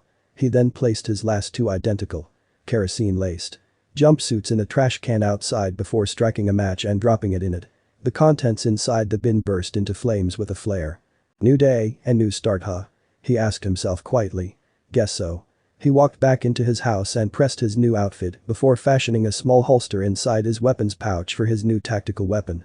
He had a simple dinner before going to bed at 6, just as usual. His eyes snapped open suddenly and flickered around the room, taking in every detail at once. As soon as he gathered his bearings, he slid off the bed to one side and got to his feet. A second later, his clock changed to 6 AM and the alarm rang. Before it could annoy him, he turned it off. He stretched while yawning and made his bed quickly before moving on to the kitchen. Laughing to himself about Kakashi's rule, he had a fairly brisk breakfast and some strong unsweetened coffee before he went and got dressed in his new clothes. He looked himself over in the mirror, satisfied with what he saw. He looked over to the clock to see only half an hour had passed. Well, he's gonna arrive at 10 AM. I've got heaps of time. I just need to arm myself and make some surprises too. The guy's a strong Junin. I could try to catch him off guard. He quickly got his weapons and strapped his blade. Baton in a holster at his side, the weight of his new weapon giving him a sense of confidence. Lastly, he put on his backpack, filled his toad wallet with money from his savings, and ran out of his apartment. Although he had plenty of time, he had none to waste. Making his way to a tumble-down house in his district, he then navigated his way carefully inside, dodging fallen beams and boards with rusty nails on the floor. He went into the bathroom where there were broken toiletry furnishings and a shower. Reaching for the broken shower rail, he finished yanking it out of the wall and started smashing it against the ceramic tiled walls and floors, breaking the tiles into small pieces. He grunted as he went about the job, almost akin to a wild animal. In a few minutes, he had enough for his purposes. He swept them all up together with his foot into a pile before he took a tin out of his backpack and scooped up all of the preferred pieces inside, which was still more than enough. Having what he needed, he put the tin back in his bag and left the house before sprinting to Higurashi's shop to get his next ingredient. He pushed open the door and stepped inside. He felt deja vu hit him strongly as he inhaled the smells of the shop, but he ignored it. Deja vu hit him too often. Ringing the bell for service, a burly man then stepped out of the back room and strode to the counter. It seemed that with every step closer the man took, Naruto felt like he was going to get pushed out of the shop due to displacement. The man was all muscle and built like a mountain. "Good morning, young man. What can I do for you?" "Good morning. I would like some explosive tags, please," Naruto replied in request. The man stroked his chin with the back of his hand. "Well, what kind of paper bombs? We stock from A rank through to DS. What's the lowest grade that can still kill or maim?" "My opinion? C. The D ranks, honestly, feel like little more than firecrackers to me. The CS have a decent blast radius with enough force to blow a man's legs off if he's close enough. Above that, you're just about spreading him all over the place." As if just noticing the boy's eyes, he asked him if he was a genin, to which the boy admitted. "I wouldn't sell you the B ranked and A ranked ones just yet. As a recommendation, you'd need some more experience with them. D and C for now." "Is that so?"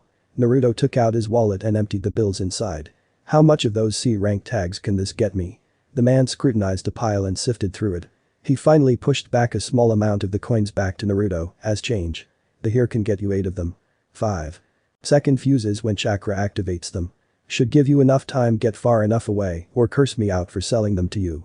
I'll have earned my living either way, but I'd rather you be careful." Naruto laughed. "Yeah, I'll be careful. I'll take it, Higurashi-san." The man took up the money and put it inside the register before he took down a box behind him from off a shelf. He opened it and counted out the explosives and gave them to Naruto. "Here you go. Take it and welcome."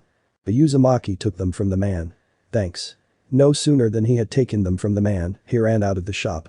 The morning was cool, almost chilly. Naruto was sprinting through the early morning streets, adding his flair to it by doing vaults when necessary, trying to warm up. By the time he had arrived at his next destination, he was warm from his exertions. He walked casually into the next shop, one that had a large sign at the front with the kanji for crafts and toys.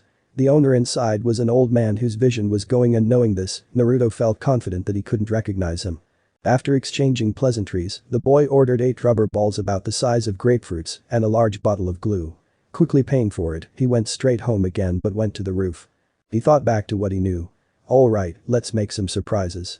Using a kunai, he cut open a neat circular hole into the top of the ball before proceeding to pour a little glue inside the ball.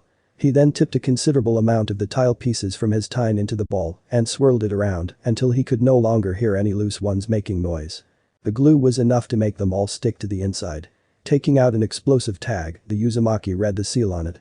As the blacksmith had cautioned, there was a 5-second fuse and the knowledge merely made him smirk deviously. Balling up the tag, he wrapped it in a bit of aluminum foil paper to protect it from being torn up by the tile pieces and dropped it back inside the ball. Finally, he glued the top of the ball back in its place and wiped away the excess adhesive. The ball now seemed ordinary once more, with nothing depicting it different except for a small weight change. He repeated the process with the rest of the balls and soon had them lined off perfectly. They were simply shrapnel explosives. While normal bombs relied on blast damage, these would rip into flesh, probably right to the bone. And he knew the perfect genin to test them out on. "The bomb alone won't stop him, though. I need help. And maybe I can think of something else to take him by surprise." All his preparation done with all last-minute purchases, with everything he would need for the test, he walked hurriedly to training ground 7 to find his other 2 teammates standing around. "Morning," the blonde greeted. The last loyal Uchiha grunted in reply, while Haruno gave him a nod. She still disliked him, but she didn't want to get on his bad side. Last night when she had asked her mother about Naruto, Mibuki gave her a strict warning about staying away from him as much as she could because he was unstable and dangerous. Given what she had heard from the Anbu regarding the Mizuki betrayal incident, she had no problem believing her. It was going to be hard being on a team with him if things continued like this. "We're probably going to wait a while longer before he shows up," Naruto said out of the blue. Sasuke raised his head. Naruto hesitated, did some research on him. "He's always 3 hours late to everything." "HN. Late for everything, I swear. You better hope you never end up in trouble while waiting for him or you're screwed." Sakura swooned a little seeing Sasuke's indifference before she realized what Naruto was saying. "Wait. He said that he was coming at 7. That means he's coming at 10 AM Sakura-san." He instantly fell back into his bored vibe. "Okami." Sakura slapped her forehead in exasperation. "What should we do until then?" "Just wait." Huh. Sasuke gained a thoughtful look on his face. I still wonder what his test is about. I've got a few theories, Naruto lied as he took off his bag, slouched against the tree his teammates were under, and slid down it, making himself comfortable. Just a few theories. Which are? Sakura asked expectantly. They're just theories. Nothing concrete. Besides, I think we should all just have breakfast while we wait. He trailed off. Somewhat. Sasuke asked, his curiosity now rapidly elevating. Breakfast. Naruto unzipped his bag and took out 2 small kits, as if in response to his question. They all knew about the man's rule, and Sakura was the first to remind them of it. I heard him. What kind of activity could make us vomit anyway? Is he gonna spin us around in circles? Naruto replied, his voice bleeding sarcasm. Who wants to vomit? She retorted. Hey, I think you should eat. I'm going to try to be as clear as possible. Our sensei, who shared so little information about himself, is always late by 3 hours and lied about the test starting at 7, is trustworthy enough to skip breakfast on his say. So? Valid point, the Raven. Herd boy agreed, and even if we puke, we'll just puke and be done with it. But we all already skipped breakfast and none of us brought any food. Well, yeah. Sakura agreed. And besides, it's too late to go back to buy food and then have it before sensei comes. Naruto could only marvel at how quickly the girl changed her tune to match Sasuke's. In order to have everyone work together, as far as he realized, he and Sasuke would have to be in accord first. Fangirls. Naruto rolled his eyes, expression jaded as the conversation repeated itself, deja vu ringing in his head. I already had breakfast. But I knew that you all would skip it too, so I brought some. But that said, he retrieved 2 small plastic dishes from the kits and handed each to Sasuke and Sakura, the latter of which took it rather hesitantly. I'm gonna want those back when you're done, they're my only ones. The dark-eyed youth popped the lid off his to find a rice cake inside and a peeled orange cut into 2. Sakura opened hers as well to find the same.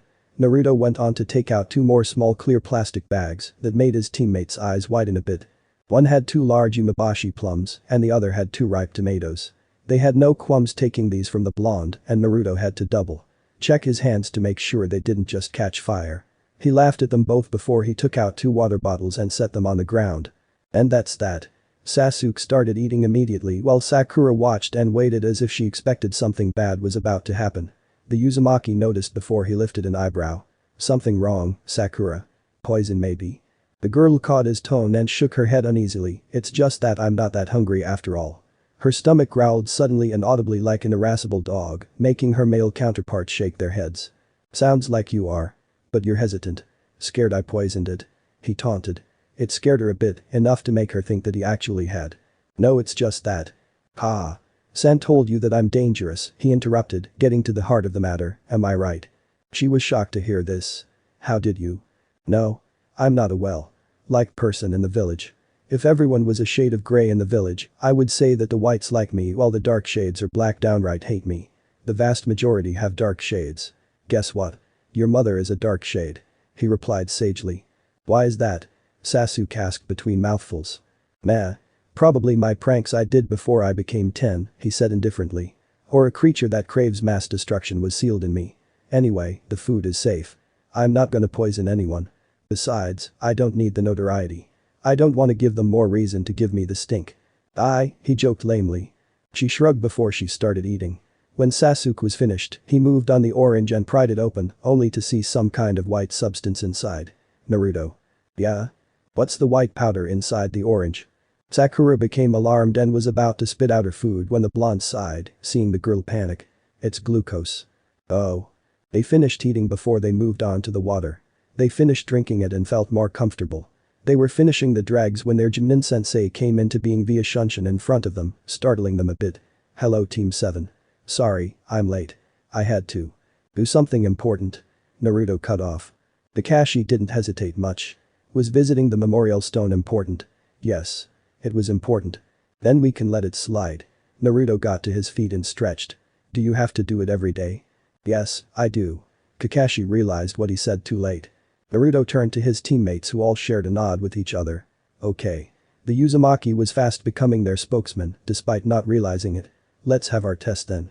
I wanna go save the princess and get famous and stuff. Sakura stared at the blonde incredulously with a sweat drop, wondering if it was a boy thing. Kakashi smiled under his mask. Fine. And then the sun came out and the misery shall begin. Alright. The test. You will be having a confrontation exam. What kind of confrontation? Sakura asked, becoming nervous. Thought someone would ask. A confrontation against me. He walked over to a small memoriam area and produced an alarm clock out of seemingly nowhere. He wound up the alarm and set it down atop a stump dramatically before turning back to his students. You will be fighting me to get these 2 bells. He took out 2 bells from out of his weapons pouch and strapped it to his waist before he tapped them once, making them ring.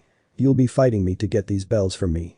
However, all mirth left his voice. The person who doesn't get a bell will be sent back to the academy for further training. But there are only, yes, 2 bells, Sakura. That means that no matter what, one person will not get a bell. The strongest will pass, and it will weed out the weakest out of your group. They all steeled themselves, gathering their confidence and willpower while their sensei went on. You have 2 hours to get them from me. The person who doesn't pass will get tied up and gets to watch the others have lunch. And cue the rumbling stomachs. He didn't get the satisfaction of hearing any. Naruto chuckled a little. All of us had breakfast. No, wait. Let me amend that. I had breakfast while I carried food to aid my fellow teammates. Figured you were up to something. Kakashi looked to the shade of the tree and noticed 2 plastic dishes stacked under a tree neatly alongside 2 bottles. I told you if you ate any food, you would vomit. The Uzumaki giggled a little before he turned to his team. What? Oh, calm down, Sakura. It is glucose. It's just that I added some ground up regurgitation medicine in it too, just to make sure that no one would actually vomit. You know, the pills they give bulimic people. So even if you touched your uvula in the back of your throat, your food is staying down, as it should be. Sasuke smirked. Good thinking, Naruto. Naruto shrugged. I also put anti-depressants in your water. I'm joking. Jokes aside, Naruto, by helping them, you've now handicapped your chances of passing without extra competition. And you broke my rule, which is law. That's disobedience. Naruto waved off the man. Nah. It wouldn't be fair. Besides, even so, my big kind heart wouldn't allow it. Besides, we've got brains. Don't get me wrong, we won't be rebellious, but if it's a shit rule, it ought to be broken. Kakashi pondered on the blonde in front of him. He already knows about the importance of having good teamwork and effort. But I still need to go through this test to make sure they all know what it means, especially Sakura having trust in Naruto and less partiality to Sasuke, and the fact that Sasuke seems to prefer parring with Naruto and disliking Sakura for her advances on him. Come at me with the intent to kill. Doing your best will be the only chance you have. Naruto grinned widely. Wow, yeah, he said it. To kill, huh?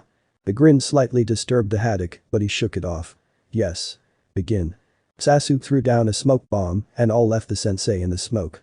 By the time the smoke cleared, the Junin was standing alone. Standard by the book evasion tactic from the academy.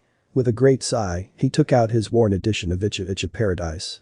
The genin, 2 of which felt put off by the man's indifference while Naruto just felt same old, same old. He had his plans. It was straightforward. Get the bells using the knowledge he possessed and to get on his future sensei's good side. He already knew what the test was about, but he needed to make it look realistic, so to speak. He formed the cross-ox seal and created a dozen clones, to which he handed out his homemade creations. Kakashi, while a Junin with a lot of experience with his years of being an elite, was going to get the surprise of his life. Hopefully, he wouldn't get absolutely maimed in the process. In the meantime, Sasuke finished setting up his trap and primed the kunai in their places. I'm willing to bet that me and Naruto have the best chance of getting the bells. Right now, Sakura's dead weight. Look at her, in the trees. Why the fuck is she watching me instead of Kakashi? He glanced up into the tree where a patch of pink was visible through the leaves. Pathetic. He jumped up into another, much taller tree using chakra and hid there, taking 6 shurikens out of his weapons pouch. Gotta drive Kakashi to the trap. He peeked out tentatively and watched his teacher read while Naruto strode into the clearing across from his teacher. What the hell is he doing? The Uzumaki stopped about 15 meters in front of the teacher, who watched him lazily. Naruto merely shook his head slightly in a placating gesture. So I have to get a bell, huh? Yes, Naruto. Kakashi stared at the boy with a goal to stand before him. May I have a bell, please? Kakashi's sweat dropped.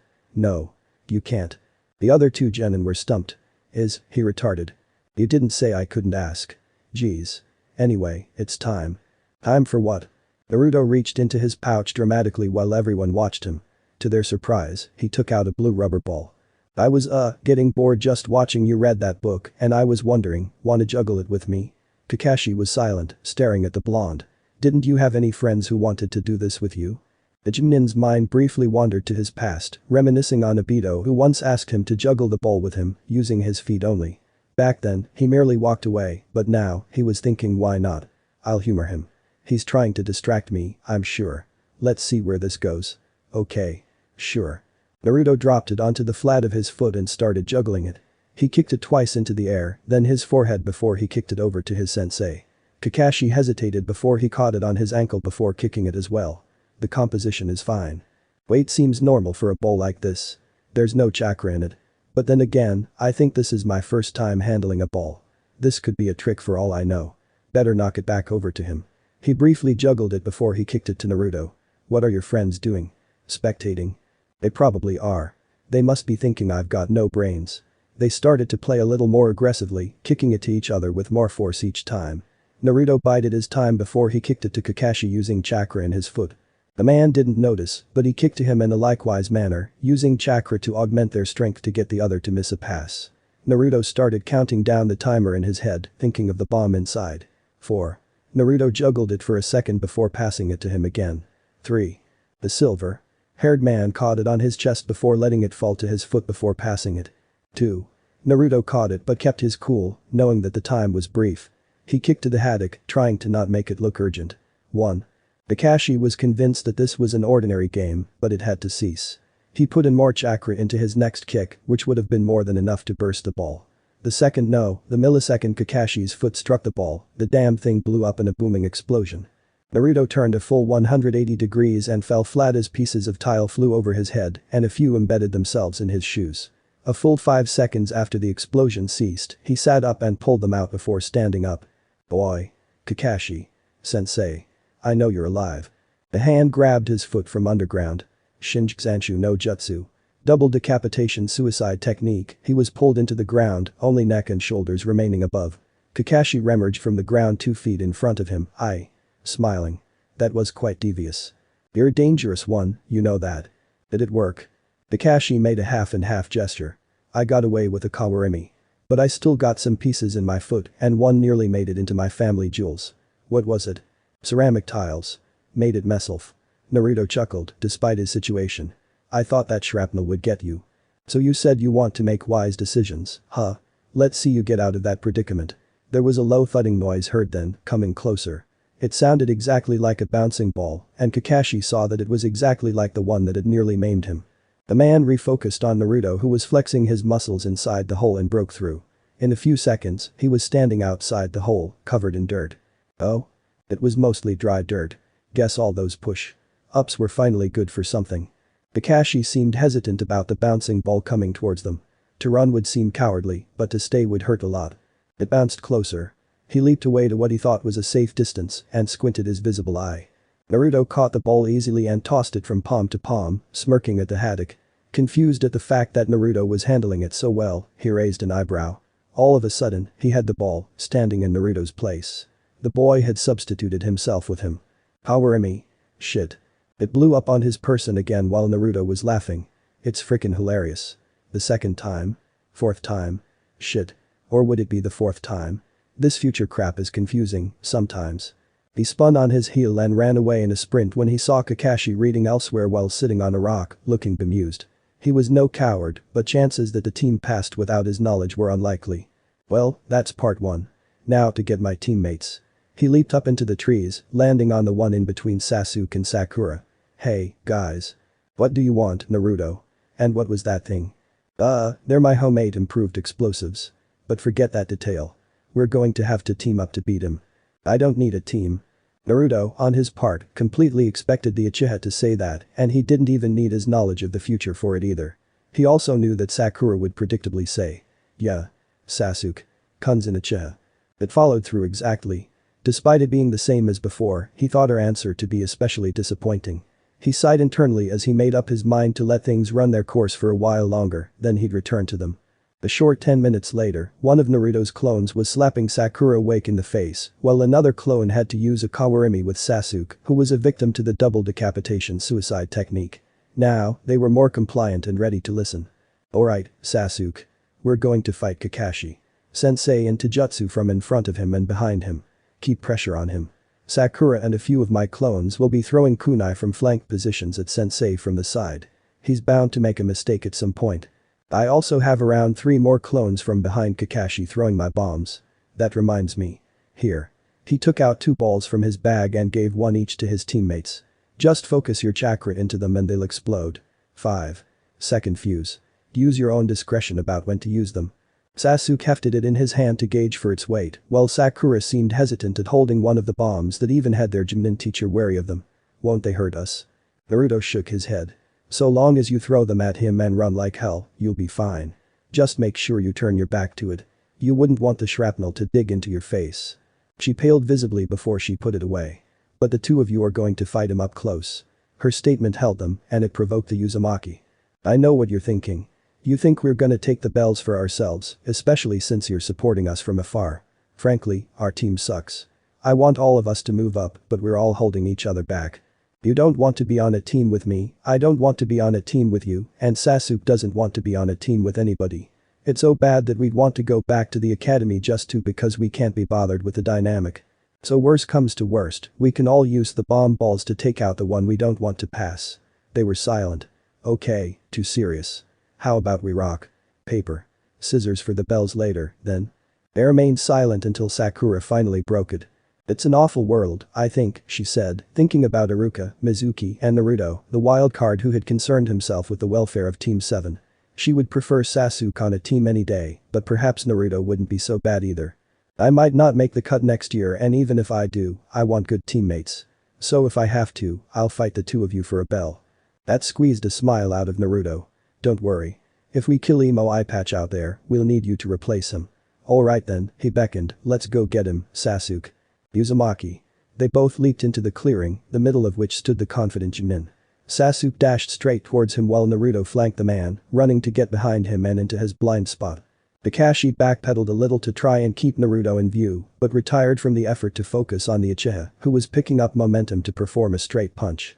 The man caught the hand easily at the wrist and wrenched the boy's arm harshly, making the boy groan in pain. He brought his right foot with a sweeping kick to the Junin side, but the man stopped it by blocking with his right hand, flexing it in a V. By this time, Naruto had made it behind him and seemed deliberate to wait until the man was fully occupied with Sasuke. Once that was achieved, he took out a kunai and lunged forward to stab the man in the back. In the blur, the man was no longer busying himself with Sasuke and deflected the knife with his steel wrist protector. Not daunted, he swung the knife into a reverse grip and started slashing with it. Kakashi kept dodging each arc of the blade, practically dancing out of danger each time. 4 kunai sailed through the air, flying towards the man from both sides. He rapidly took out his kunai and deflected them, letting them fall harmlessly at his feet. Sasuke now recovered some use in his hand, grabbed the man's kunai arm at the elbow, while reaching another hand at the bells. At the same time, Naruto threw his kunai, aiming at the man's heart. In tandem, from all around the field, more kunai were hurled at the man again, plus additional shuriken. It seemed that the man had no way out. They all embedded themselves in his upper torso, but he poofed away and left a log in his place, signaling a replacement jutsu. Shit. Substitution. Naruto and Sasuke looked around sharply before they heard slow clapping. They turned to find their sensei stroll into the clearing. Congratulations. You forced me to do a kawarimi because of too much interference. Sasuke shut his eyes momentarily, thinking about his second close encounter with the bells. Meanwhile, Naruto was yelling at the man at the top of his lungs for what could be called a coward's move. Well, it's a useful technique. And isn't the pot calling the kettle black? Kakashi smiled. But to the aspiring genin, it was more of an eye smirk. Throwing caution to the wind, the 2 genin males ran at their teacher, intent on getting the bells, no matter the cost.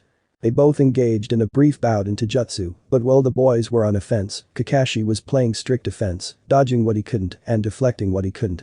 It irked them a little, but they refused to give in the towel. Finally, Naruto abandoned his stance and made a diving tackle at the man with his hands going forward, yelling at the top of his lungs. Haddock sidestepped him and engaged Sasuke while avoiding some flying shuriken. Naruto fell onto his arms first and performed a PK roll before quickly getting up, turning sharply on his left foot while he reached into his weapons pouch on his waist. He took out the handle and swiped it down rapidly to make it extend. With it in one hand, he made a diagonal slash at Kakashi's back. While Kakashi's skills had dulled somewhat over the years, he knew by instinct to dodge a blade when he sensed the air behind him getting cleaved. He sidestepped the predicted path of the blade while turning sideways to get a good look at it. It was like nothing he had never seen before. Unfortunately, in his moment of curiosity, Sasuke had drawn a kunai and slashed it at Kakashi's gut with all of his strength behind it. Kakashi saw it coming and clumsily deflected it with his steel wrist protector. The kunai slid haphazardly across it and cut into the cloth of the glove, leaving blood trails on his knuckles. Still in shock that a genin actually scored a hit against him, the Uzumaki quickly turned the tactical weapon to the blunt side facing the sensei and swung it as hard as he could, aiming for the man's lower back. With a yell of effort, he smashed the weapon into the man's back with enough force to break it. The man exploded into a large plume of smoke that grew in volume and covered the area the males were in. They quickly ran out when they realized that the man had used a kawarimi while using some smoke bombs. Sasuke looked like he was running low on stamina. Naruto grumbled to himself. They'd done enough and it was time to end the exam. Gesturing to the Uchiha, he pointed at the ground and removed his bomb ball from his weapons pouch. Realizing that Naruto was indicating that the man was below the ground, he took out his own explosive, activated it, and dropped it, as Naruto did for his. Sakura in the tree saw what they were doing. She decided that she'd do the same, particularly because she couldn't see Kakashi, but thought they did and were trying to flush him out. She threw hers as well, and it bounced right into the smoke. The two boys sprinted out of the clearing, trying to get the hell out of ground zero before the 3 bombs went off. By the time Kakashi came out of the ground for the last time too only to find no one there, all he saw were 3 blue rubber balls. Despite having been a boy soldier on the battlefield, he might get PTSD from bouncing balls after this. Kakashi plucked a piece of tile from his jacket and dropped it on the ground at his feet, making a clink sound. Those balls are nasty explosives. Naruto was tossing one of the now dreaded bomb balls up and down in a single hand. You're a Chunin after all. Besides, you're still alive, aren't you? I'm a little upset. I was trying to kill you, just like you wanted. Your words, not mine. In response, Kakashi plucked out another shard from the collar of his vest, just short of his neck. He held it out to the boy to emphasize how close he came to getting killed. Aw, walk it off.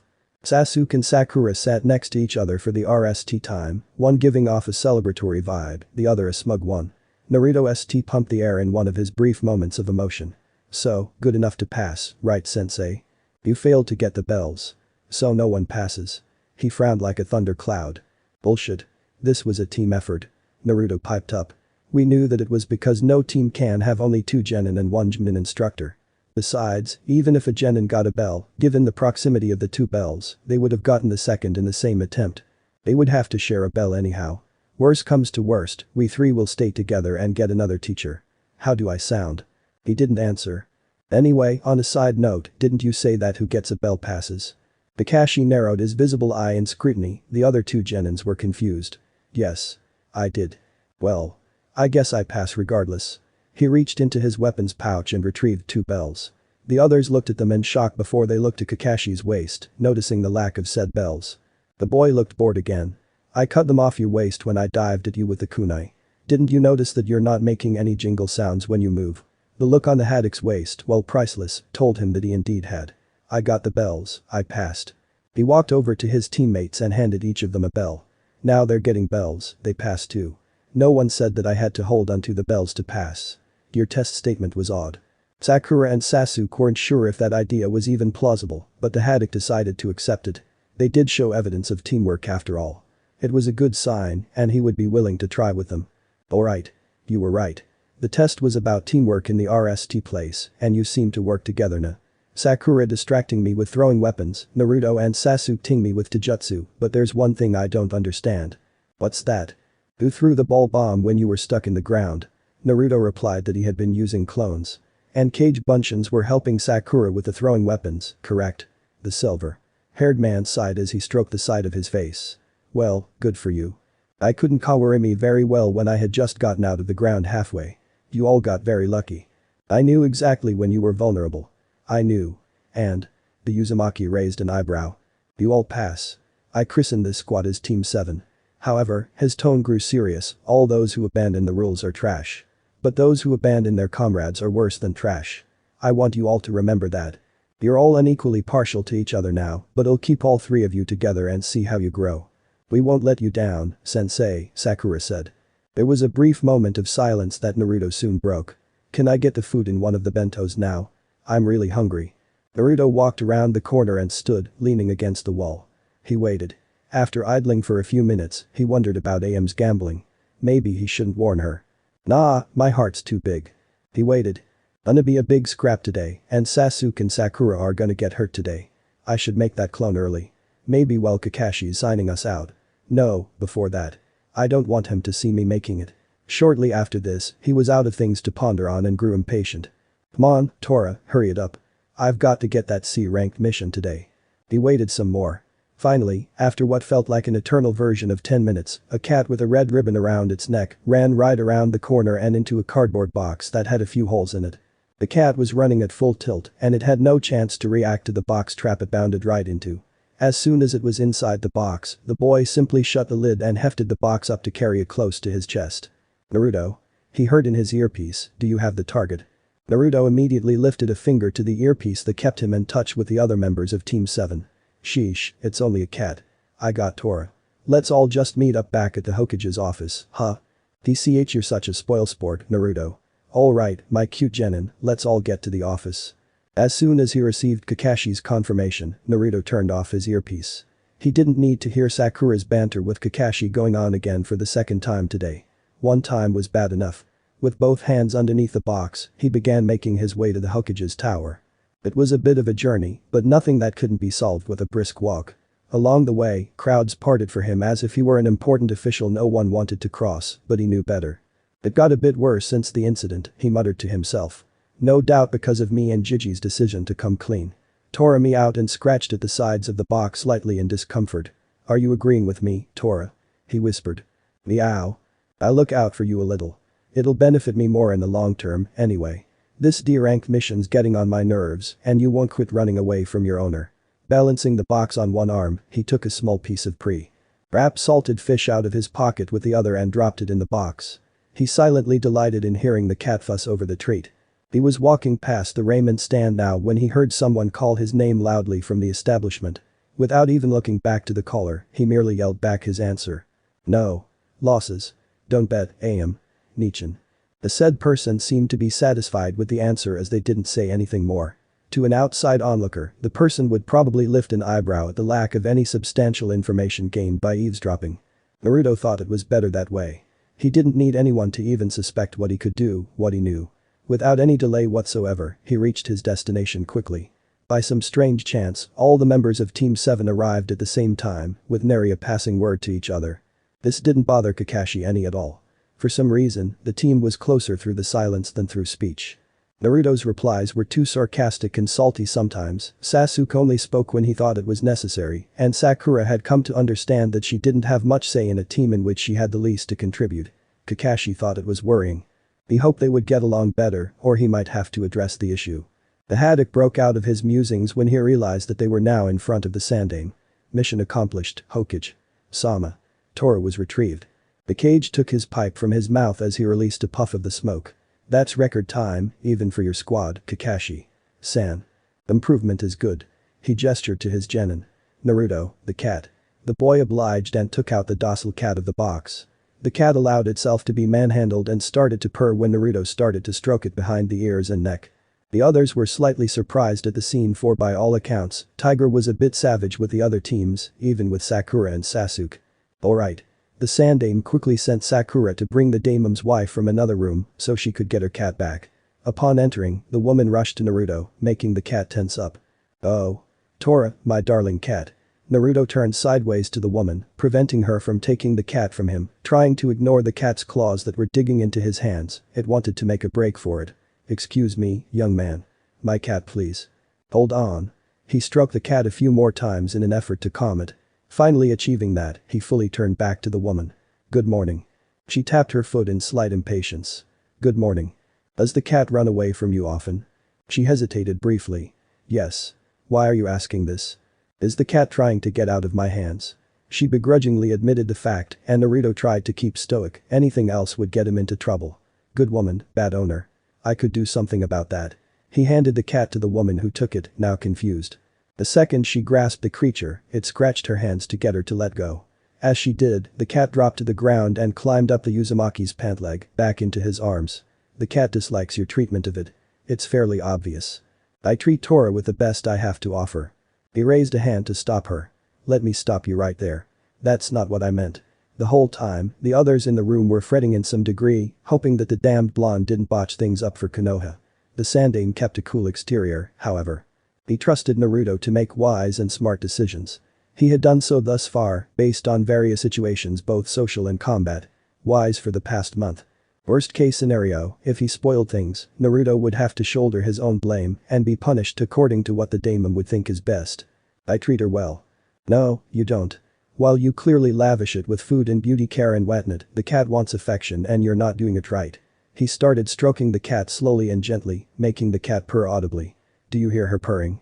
I want to give her back, but if you don't, she'll keep running away and trying to find me, he tried to joke with a smile.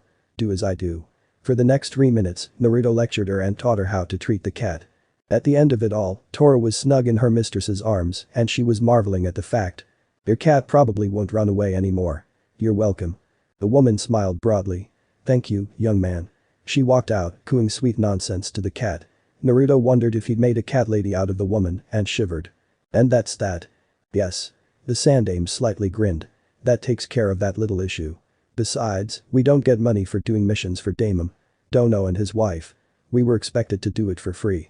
I know. That's why I did it. Besides, I think the cat was starting to grow on me. Didn't want to wish bad for it. The Sandaime moved on. Well enough. Are you already done for today, or would you like another D rank? Excuse me, just a minute, Naruto interrupted, talking before Kakashi could. We've had 25 consecutive D rank missions. We're now eligible for a C ranked one, and I want to save the princess. A pretty one. That is if sensei believes we're ready. I do. He didn't need much thought to consider it. Doing D ranks wasn't working for improving their dynamic. Perhaps they ought to go on a mission outside the walls. It could bring them closer and should be better than awkward radio silences. Hiruzen nodded. Tazuna-san. You may enter. The door opened after a moment, letting in a man seemingly in his early 60s who swayed a little as he walked. There was a glass flask sticking out of his hip pocket and he smelled strongly of alcohol.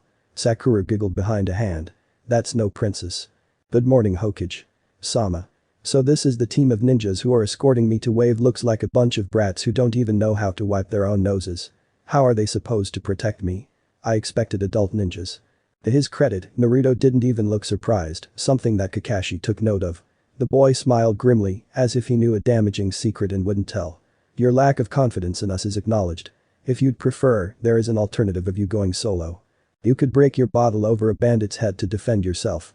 He pointed at the bottle, which the man had the decency to poke it back inside his pocket to conceal it. Hope you travel safely. The man hesitated, catching the boy's drift. He's saying take it or leave it. If I go with him, there's a good chance that the Jimnin guy could just do most of the work anyway. If only I had more money, I could just hire more, better ninja. What's your answer, Tazuna-san? Hiruzen queried as he handed a scroll to Kakashi, who began reading it. The man sighed. We'll depart at noon. I wish to leave as soon as possible. I've wasted enough time. Kakashi nodded, having already read the stipulations from the scroll. Supposed to be a textbook bodyguard mission. Very well. Hokage-sama, we accept the mission. Team 7, go home and pack for a week.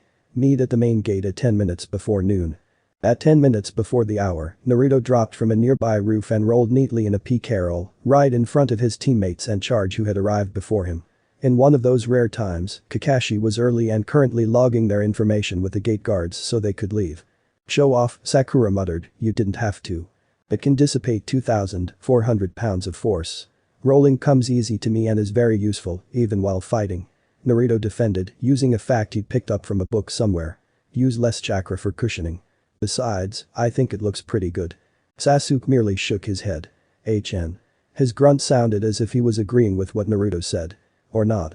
Regardless of what it was, Naruto wanted to tell him to fuck off if he wasn't going to use his words. Kakashi finally finished logging them, and with a curt goodbye to the gate guards, the team left the village, looking back at it as it decreased in size as the distance grew. All the genins at present felt an air of adventure, while Kakashi was indifferent. Azuna walked in front with Sasuke at his side, while Sakura and Kakashi walked behind the two and slightly to the sides. Naruto was at the very back, bringing up the rear. They were now quite far in the journey before Sakura broke the silence and asked what she could expect from Wave Country. While the bridge builder began to spin tales about the country in its heyday, Naruto began thinking about the events that would take place today. In fact, in his mind, he was accurately timing everything, right down to the second, while pondering if anything would change for the better. Or for the worse. There were going to be changes. There had to be. Soon, they came upon a wide puddle to the side of the road, which all took care to not step in, avoiding getting their sandals wet. As soon as they passed it, a scythe seemingly materialized from it and spun in the air as it made a beeline for the Jnin of the group. As the man turned to look at it, the reaping tool decapitated him and continued on its way. Kakashi's head fell with a thud as blood spewed from his neck. The body, not realizing it was dead, continued walking a few more steps before it collapsed, blood spilling from it like it barely stopped. Up bottle. Kakashi. Sensei. The Pinket gasped as she saw her teacher get brutally killed. Tazuna, in a similar sense, was already panicking that he would soon share the same fate. Naruto and Sasuke leaped to the adjacent sides of the small water body to dodge the scythe as it made a round trip and returned to the puddle. A hand reached up out of it and caught it at the handle as a figure emerged from it. Two more followed, and it was shown that they all had slashed Kurigakure headbands that showed that they had declared themselves missing. Nin. They were all attired somewhat the same, but the second and third had clawed gauntlets that seemed to have poison dripping off them. One down. The man with the scythe grinned in a smirk as he regarded the dead man. And the rest will follow. Naruto saw it as an attempt to hurt their morale. Kakashi. Sensei's an elite ninja. He's not dead. Naruto mouthed the words to his teammates who set their faces. Sakura placed herself in front of Tazuna and took out a kunai. Theory taught her to do this. She didn't know anything practical yet, but she needed to do something while her male counterparts would do most of the grunt work. Watch out. They're using poison. At the boy's shout, the three men lunged at the four people. Both of the men with gauntlets rushed Sasuke and Naruto, while the last with the scythe ran at Sakura. Slightly panicking, she threw her kunai at the man to stop him or mostly slow him down. The man merely turned sideways while running, dodging it while not slowing down in the least. Naruto muttered curses as the scythe-toting man passed him to get to the Kunoichi and Tazuna. He was about to try and intercept the man, but he had to abandon when a clawed metal hand nearly raked his chest, stopping him in his tracks. Sakura took out 6 shurikens and threw them as hard as she could, but the man laughed as he deflected all of them easily, while making a show of it, using the handle. This is all Konoha has to offer, just run along, little girl, or I'll kill you along with the bridge builder. He flipped the scythe deftly to make a reaping motion and raised it over his head to swing it. As he brought it down in a diagonal slash, she ducked to the inside of it, trying to stay clear of it. As the momentum of the weapon brought it down, he tilted the handle and slammed it into her forehead. Fortunately, it was mostly negated because it had struck her hit eye. But the pain of it was almost concussive. To her growing horror, she began to see doubles and the man ready to swing the weapon again as hard as he could. She had lost her depth perception and silently prayed for her sensei to intervene. Suddenly, a dark blur appeared in front of her. For a fleeting moment, she thought that Sasuke was going to save her and how romantic it was, but then she realized that the shade of the color was too dark. Naruto stood between the two, and as the weapon was brought down, the boy merely used his left hand and did a back-handed fist to the man's wrist, making the weapon veer off to the side. The blade dug into the ground, and before the man could react and shake it out quickly, Naruto kicked the man in his crotch with the toes of his sandal. The man screamed in agony, mouth wide open, and Naruto quickly took out a ball and stuffed it in the man's mouth. His anguished cries now muffled and doubling over in pain, Naruto grabbed by the hand and elbow and quickly dragged him away into the undergrowth. A few seconds later, an explosion erupted with them at the focal point, blood, gore, and organ matter splattering some of the surrounding areas. Sakura and Tazuna stared wide-eyed at the scene, both not daring to believe that the blonde had perished. Did Naruto just sacrifice himself to save me? Oi, Sakura. Look alive, these two are still trying to kill Tazuna-san. She turned to look to where the voice was coming from, only to see Sasuke and Naruto still fighting the men with what looked like poison gauntlets. Despite the situation, she couldn't help but sweat drop at her air. It must have been a clone. She touched her head lightly. Her head was still aching, but the pain was already fading. Tazuna-san, please stay behind me. The man nodded as he continued to stare at the four combatants fighting. He was still confused as to the fact that the boy was still alive. In the meantime, Sasuke had abandoned his interceptor fist jutsu to use a kunai to try and parry the man's gauntlet. He realized that if so much as receive a scratch, the fight might as well be forfeit. Those who kept up the pressure in the fight by launching his shuriken chain at the boy, aiming at his chest. He leaped to one side to avoid it and threw his kunai at the Chunin, still trying to keep his distance. Those who started retracting the chain and in the process, deflected the tossed knife with his metal glove. On the other hand, Naruto had no qualms being within arm's reach of his opponent. He was in the best place, so far as he was concerned. Try as he might, every time Mizu swung his left hand gauntlet, by the time the attack was executed, Naruto simply wasn't in the spot anymore. He couldn't launch his shuriken chain because the boy would simply dodge it, given his current capabilities. In frustration, he lunged forward with it, straight at the boy's chest. Finally spotting the opening he was waiting for, Naruto quickly took out a kunai in his right hand and turned on one foot to avoid the man's straightforward attack. As he crouched, he stabbed the man in the side with the kunai as hard as he could, right up until his foe hand. Hilt gripping the knife slammed the man, preventing the kunai from progressing any further.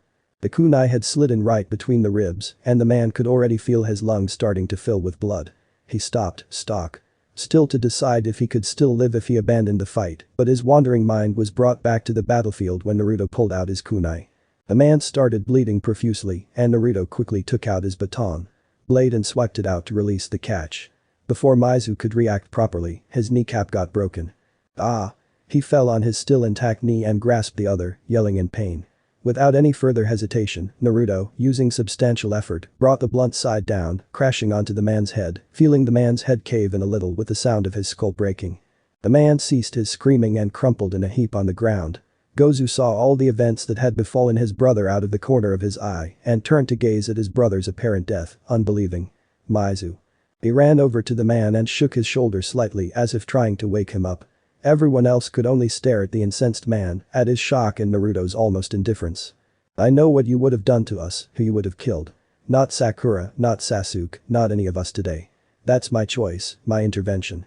Naruto growled to himself in frustration. I've done enough. Screw the consequences of changing events. He unsealed 2 water balloons from a seal at his waist and chucked them at the 2 men. The balloons broke on impact and the contents splashed over the 2 men, making Gozu bawl for his eyes.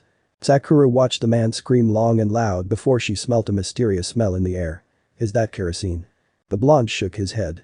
No. It's oil. Paint thinner.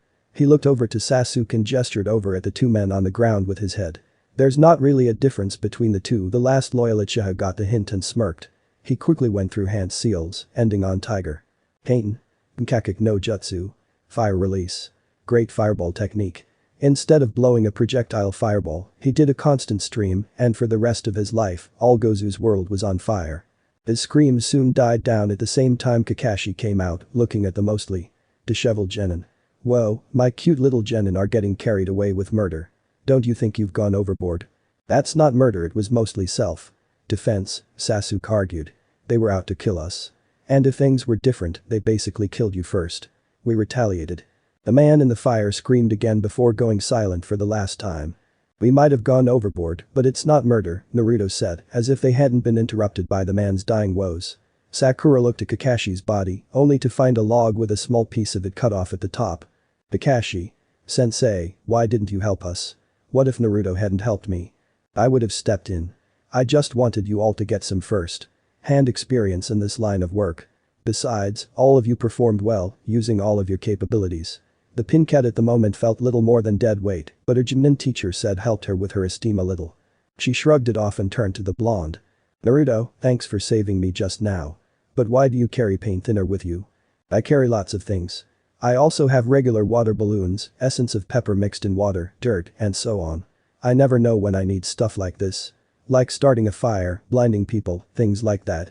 I even have a stuffed toy or 2. Makes for good distractions. Like when I distracted Sensei last week with the plush toy.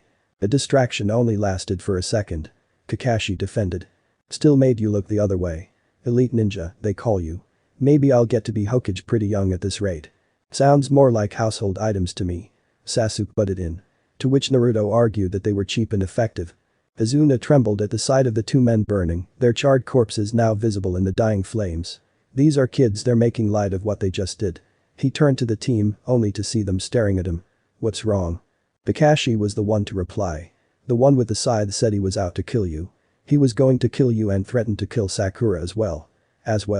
That means they were out for just you, and we were merely interference. He struggled to think of a lie. Izuna-san. Is there any particular reason why missing nins would be after you? These 2 men here. Kakashi gestured to the dead men, their bodies smoldering. Are the demon brothers, Gozu and Maizu. They are missing nins from Kiri. What about the guy with the scythe? Sakura asked. I didn't recognize him. He was probably a small fry, so he didn't have a bingo book entry. Or he wasn't updated yet. And you'll never get the chance to recognize him, Sasuke remarked, eyeing the gore-filled and bloody mess in the undergrowth with a bit of disgust. That bomb blew him to pieces. Naruto shrugged, refusing to be judged for what he did. I'll try to make my work cleaner next time. What are you not telling us, Tazuna? Kakashi pressed. The older man sighed in resignation. I've been marked for death by an evil man named Gato. Not everything can be so black and white, Tazuna-san. Naruto interrupted. He is evil. I doubt the man has ever suckled human milk. He steals and sells women into prostitution, kills the people who oppose him, burns down whichever house he pleases, and can get away with it all. Everyone's scared to go against him because there's no law. Even if there was, I doubt anyone would testify, and if they did, he's rich enough to buy silence and bribe officials. Even if that fails, he could be broken out by his army of hooligans, bandits, and thieves. Kakashi took a moment to consider what the man was saying. I understand all of this, I've heard stories and rumors of his notoriety. But why would he want to kill you? The Haddock pressed. He controls all the trade routes by the sea when my home, the land of waves, depends on these routes for supplies and trades. Because he monopolizes this, he leaves us to fend for ourselves, left with the drags and exorbitant prices over which he has power. We almost live like animals. None of the members of Team 7 responded audibly. Their hearts went out to those of the country, imagining the picture which the man was painting in their heads. I wish to build a bridge that connects us to the mainland. If we could get it built, we could do our own trading and save Nami no Kuni. Now you're being foolish, old man. Excuse me, all eyes turned to the blonde speaker. Let's say you build the bridge. Yay, everyone's happy. Then Gato comes and controls the bridge. Makes things easier for him because he wouldn't have to use ships anymore. Hell, maybe he demolishes it. It would be a waste of time and effort. Then he turns around and kills the people who made it out of spite. It's a massive waste. But for the bridge to even get finished, we'd have to protect you while you build it, as well as protect your coworkers. They might have bad morale, so they could take a long time. And you say he practically has his own army. Well, they could be unskilled, the way you mentioned them, it sounds like there's a lot of them. We've got skill on our side, but we'd be way outnumbered. Little strokes fell great oaks, Sakura mumbled the quote, getting apprehensive about the entire situation. They'd eventually crowd us and kill us. So what are you saying, Naruto? We cut our losses and go back to the Leaf? Kakashi asked. I didn't say that. We can probably handle the army. Along with some help. He said pointedly, referring to his usage of clones. What I'm saying is that the mission detail needs some adjusting. Sasuke leaned against a tree, expecting that Kakashi would probably carry them back home to the Leaf. Which is assassination. We're ninjas. We'd do anything it takes to ensure a mission success, even if it means blinding ourselves if the client doesn't like us staring at him. We have to kill Gato to make sure that he doesn't sabotage and get us later. Kakashi finished silently. He looked at his sensei's son and trembled internally at the uncanny reasoning between the two. It was a facet that made the man so dangerous, and it was present in the boy in front of him. His face hardened so much that it was as if it were chiseled out of granite. So do all of you agree to help Tazuna-san? To be clear, you're not expected nor obligated to help him because he omitted important info from the mission detail. It's not even a C-rank mission anymore on account of these ninjas showing up. It's B rank now. So long as no other ninjas show up, except for just bandits, I think it's alright, Sakura said, though knowing that she'd have to help the Kakashi would bear a lot of the burden. If the others refused, however, then she wouldn't insist. These ninjas could be the only ninjas to lay way us while the army of bandits is in Nami no Kuni. I'll stay on the mission. I'll stay too. It was getting boring back at home, anyway, Sasuke said. I couldn't agree more, Sasuke. Fighting really gets the blood pumping, the Uzumaki said lightheartedly, almost a full 180 from his previous serious vibe.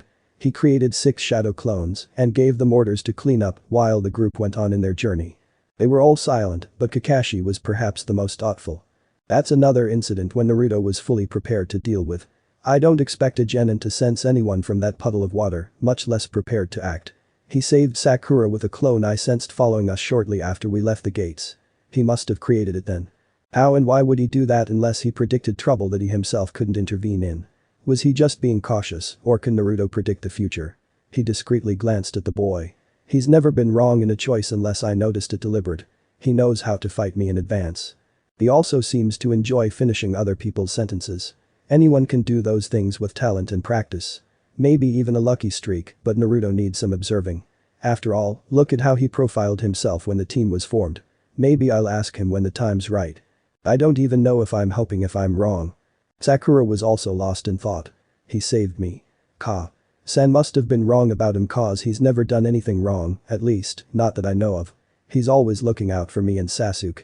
Maybe she's talking about how he kills people. He blew the man up with a bomb and helped Sasuke by burning a man to death.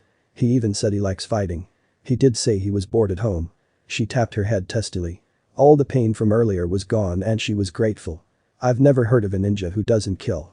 It's not a good thing, but the side guy nearly killed me. Naruto's a good person even though he can be a little brutish. Naruto glanced at Sakura. She's safe. And Sasuke's alive. At least that I was able to ensure that we got out okay, but I don't know the consequences of what I did. Not knowing is dangerous. Ignorance nearly killed me when I stole the scroll of Kenjutsu and Itaruka killed just when he promised that he would look out for me the week before. He didn't deserve to die. He died trying to save me. This damn knowledge. Is it a blessing or a curse? It's useful, but I hate having to second. Guess things like this, and it's binding my life in only one direction. He stared out in front of him, his eyebrows furrowing. He realized that things were changing, and he was vulnerable. I'll try to make the most of it. The ferry ride was unearthly quiet. Anyone could claim that it was peaceful and tranquil, but to those who were on the said ferry, they thought that in silence this concentrated, the slightest pin drop would be akin to an explosion. Sakura stared out into the thinly veiled fog, trying to see if she could see land. She was visibly nervous and kept well away from the edge of the large boat. Regardless, if one thing was certain, the least she could do was make herself useful and announce if she saw land. It simply wouldn't do to suddenly run aground. Sasuke talked quietly to Tazuna, who spoke back in hushed tones. The Uchiha had thought it wise to try and find out more about Geto, what kind of organization he had, and the people who answered to him. So far, Tazuna was only able to tell him estimates of the number of thugs he bossed and what kind of weapons they wielded. They were nothing impressive, he noted. If anything, they were like ants. It was easy to kill or take out one, even several.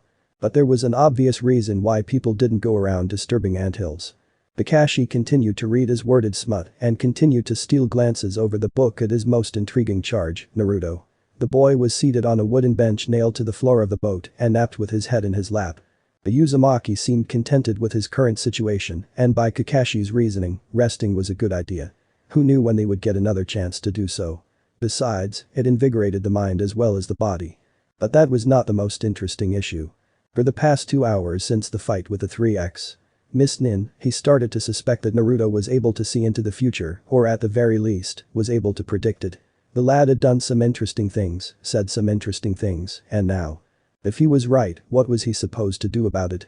If he can't predict the future, then he had a bizarre winning streak to never be wrong, chalked up to be some sort of blessing from Kami or some underhanded trick from the Shinigami, because he doubted that the Kikbi would have some ability or talent like that. Foresight and luck were usually applied to birds and rabbits in lore, cunning and trickery only belonged to foxes. If he can predict the future, then would it be a boon? Or would it be something terrible? Opinion. He could be a fantastic shinobi, always knowing when, how, and where to strike and preventing the injury or death of any comrade. On the other hand, he would be specifically targeted for such a gift. Foresight could only get one so far. What if, one day, all he would see was that there was no way out? Dangerous thoughts there, Kakashi. Pull it together, the man thought, this is still based on a massive if that he can see the future. He looked to where he sensed the shoreline would be and saw it. Out of the corner of his eye, however, he saw that his female genin student was still staring out, trying to find it. She was young. She saw a lot, but couldn't notice things as well as he could. I should let her have this. Don't want her to think she's incompetent. Hey, Sakura, do you see land anywhere? Can't wait to get off and stretch, he remarked, smiling. Spying the nearing coast, she nodded. Yes, Kakashi. Sensei. I see it. It's about 50 meters ahead of us. Azuna looked up from his mostly one-sided conversation with Sasuke and turned to the ferryman and his assistant. Hear that, Mto and Jim? The middle-aged man looked up from his rowing at the stern of the boat, as did his son. We knew where it was. The man gave a piano-like grin. We knew cause of experience. Hell, we could take a boat out on a moonless night and still find our way around. Ain't that so, boy? Of course, too. San. Ease up on your steering with the rudder. We don't want to broadside those rocks sticking out over there. Kakashi looked to the nautical steering duo. Thank you for carrying us. It's just business. But I have to wonder why the sleeping one was the one to pay for all of you. Is he the only one trusted to handle the money? He did that because he wanted to take the easiest and shortest route, I believe. We intended to walk around the long way, but when he saw you, he suggested we take a shortcut. That's so? Wake him up then. We're there anyway. The duo stopped rowing and coasted into the shore where there was a small boardwalk that was meant for disembarking. Sakura and Sasuke hopped off the boat onto this while the haddock shook Naruto's shoulder. Hey Naruto. we're here. Let's get going. The boy roused himself quickly and stood up, stretching and yawning. Huh. Guess so. Thanks, old man. Anytime. The final two ninjas and Izuna got off and watched the ferry go off again into the fog. Soon, it could no longer be seen, and the travelers continued their journey. Izuna claimed that it was probably for the best if they just followed the river in case the fog worsened so that they find the way to his home, as he was not much more experienced in such conditions. Naruto looked noticeably agitated when the man mentioned this, and Kakashi took notice of it. The river. Do you live fairly close to it? Izuna nodded.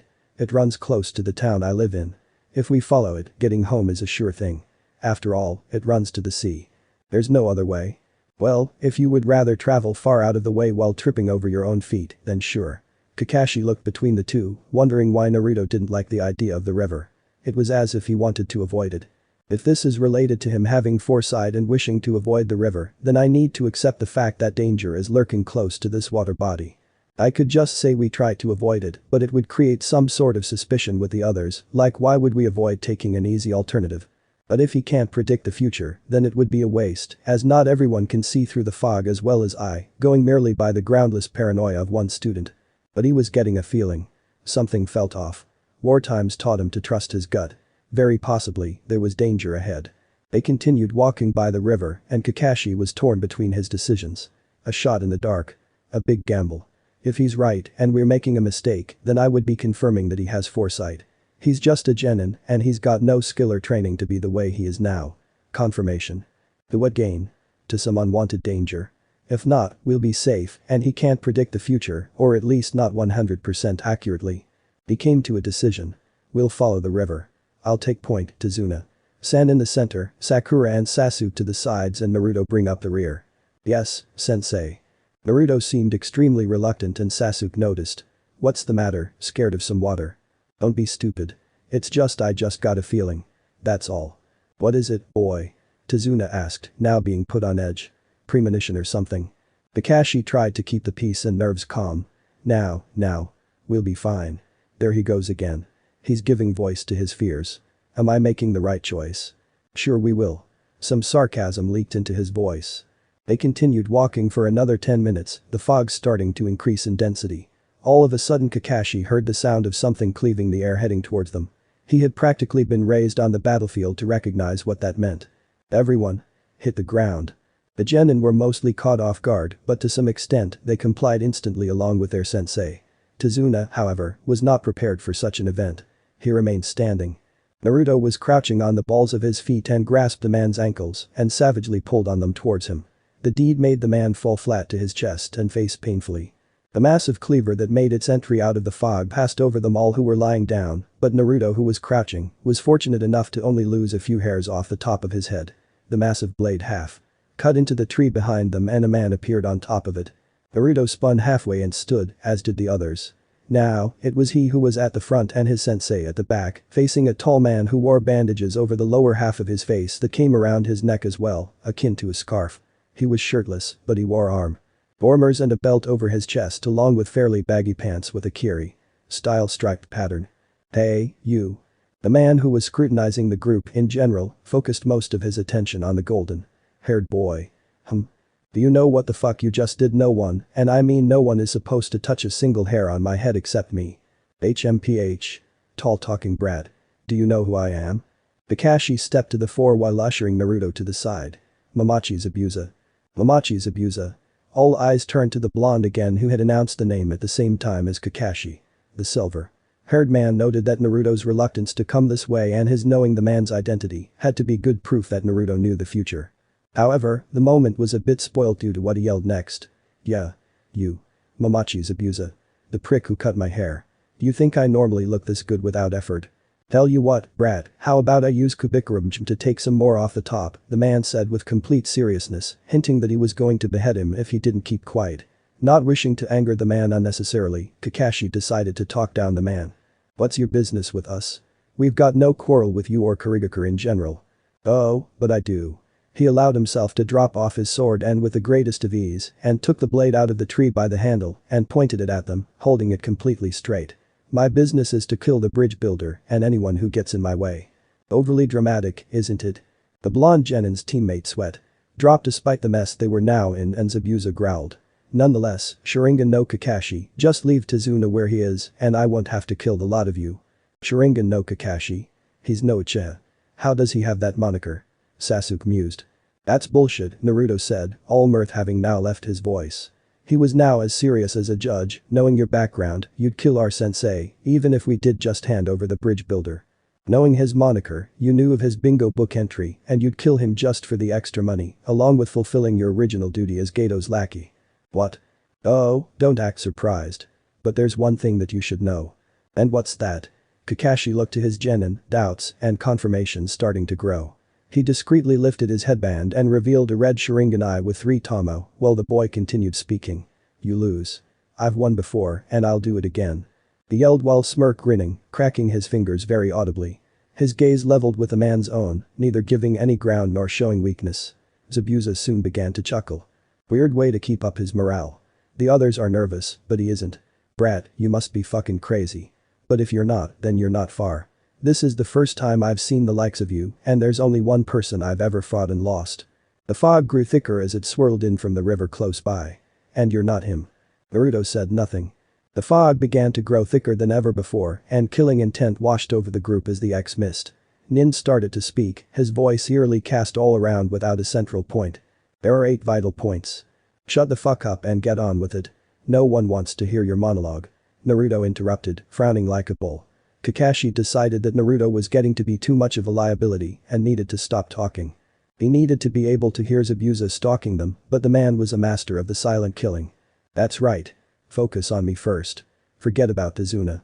You want to kill me first. Right where I want you to be. Momochi lost his patience.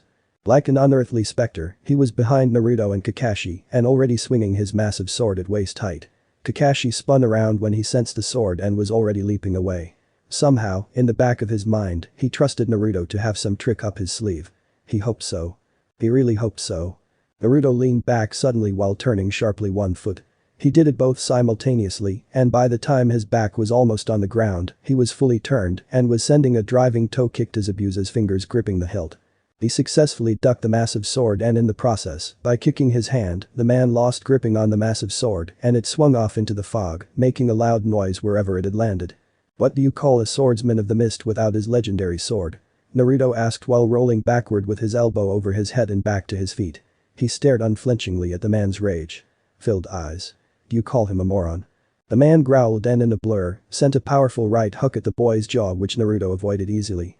In the meantime, everyone else was stumped at what the boy just did. Naruto created 10 shadow clones that dashed off into the fog. Soon, their footsteps multiplied and grew thunderous before they faded away. Naruto smirked when this happened. What are you smirking at, brat? He slipped out a kunai from one of his arm. Bormers and lunged with it at the boy, but Naruto sidestepped it before leaping backward, staying out of the man's range. Kakashi, now sure that he had lost track of whatever's been going on, sprinted to the front of Zabuza and the 2 men began a bout of kunai. Hiding, sparks gashing every time their ninja knives clashed. Naruto merely watched them before he spoke again to Zabuza. Nonetheless, Momochi, you should cut your losses and leave. The demon of the hidden mist growled. And why should I? About a week ago, I was carrying some shuriken in a storage seal. But the paper seal tore on accident and I lost it. It was gone. Gone forever. It was brand new shuriken, too, he said poetically. Naruto.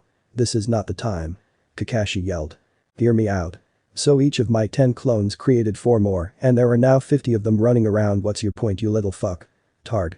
Naruto grinned. One of them has your precious sword in a storage seal. And they are all running in 50 different directions. The man froze.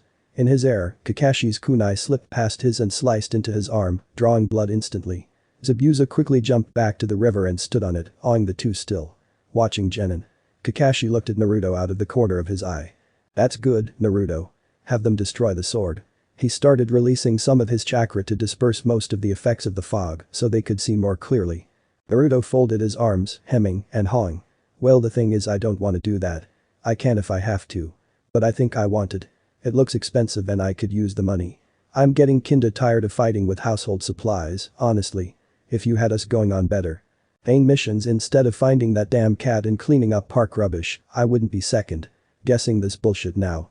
You think I need my sword to kill you all? You must be dumber than you look. I'll just kill you first so the clones all dispel. They won't get far.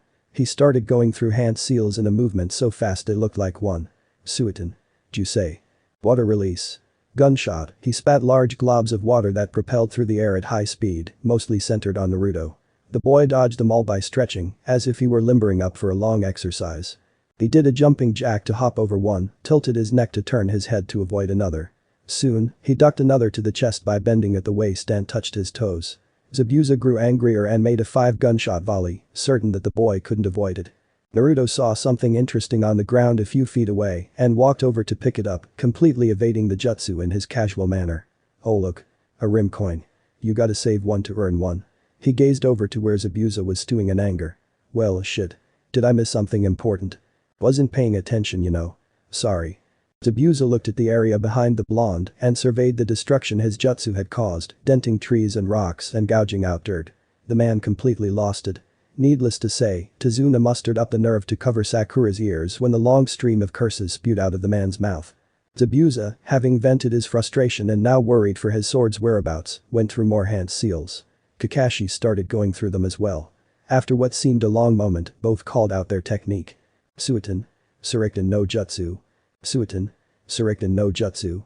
Water release. Water dragon bullet jutsu. 2 large water dragons rose out of the deep river water and each rushed to their foe. In order to save themselves, each man manipulated their jutsus to crash into each other.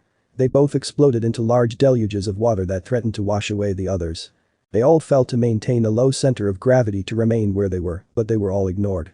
Kakashi, not losing a beat, flashed through 5 hand seals. Raiden. Jibashi. Lightning release.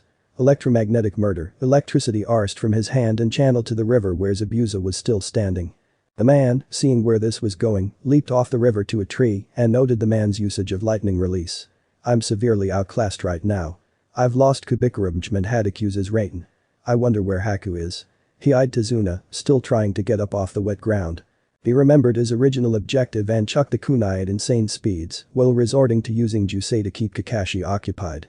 Kakashi had to strafe left to avoid the water gunshots, but Tazuna was off to his right. I'm getting too sloppy. Need to save Tazuna, not just my own skin. Not to mention my genin. Should I get Naruto more involved? He seems capable. He threw his kunai at Zabuza's to intercept it but a high speed Jusei deflected it by pure chance just as it left his hand.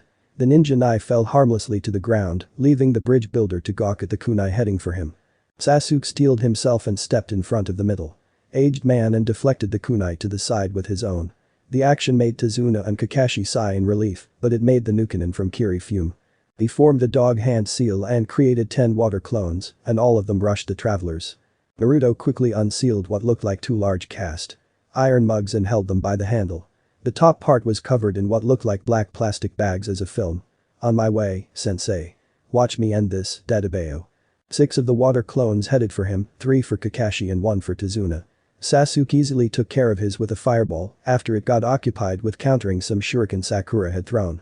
Kakashi started to move around constantly to avoid getting impaled with kunai courtesy of the 4 Zabuzas, tearing his eyes away from Naruto and the rest of his charges to focus and keeping himself alive. Naruto didn't mind. The 6 clones ran at him in a V formation and the boy ran at them likewise. Just before he was about to get stabbed by a kunai to the chest, he sidestepped it and struck the clone at its chin with the rod. The iron cup while in the same motion, thrust kicking another clone with his right foot using a thrust kick to the groin. The kick dissipated the clone without much effort and the Uzumaki found himself having to lean forward and step to keep his balance. The remaining 4 clones, not about to waste such an opportunity, closed in from 4 directions in a perfect X.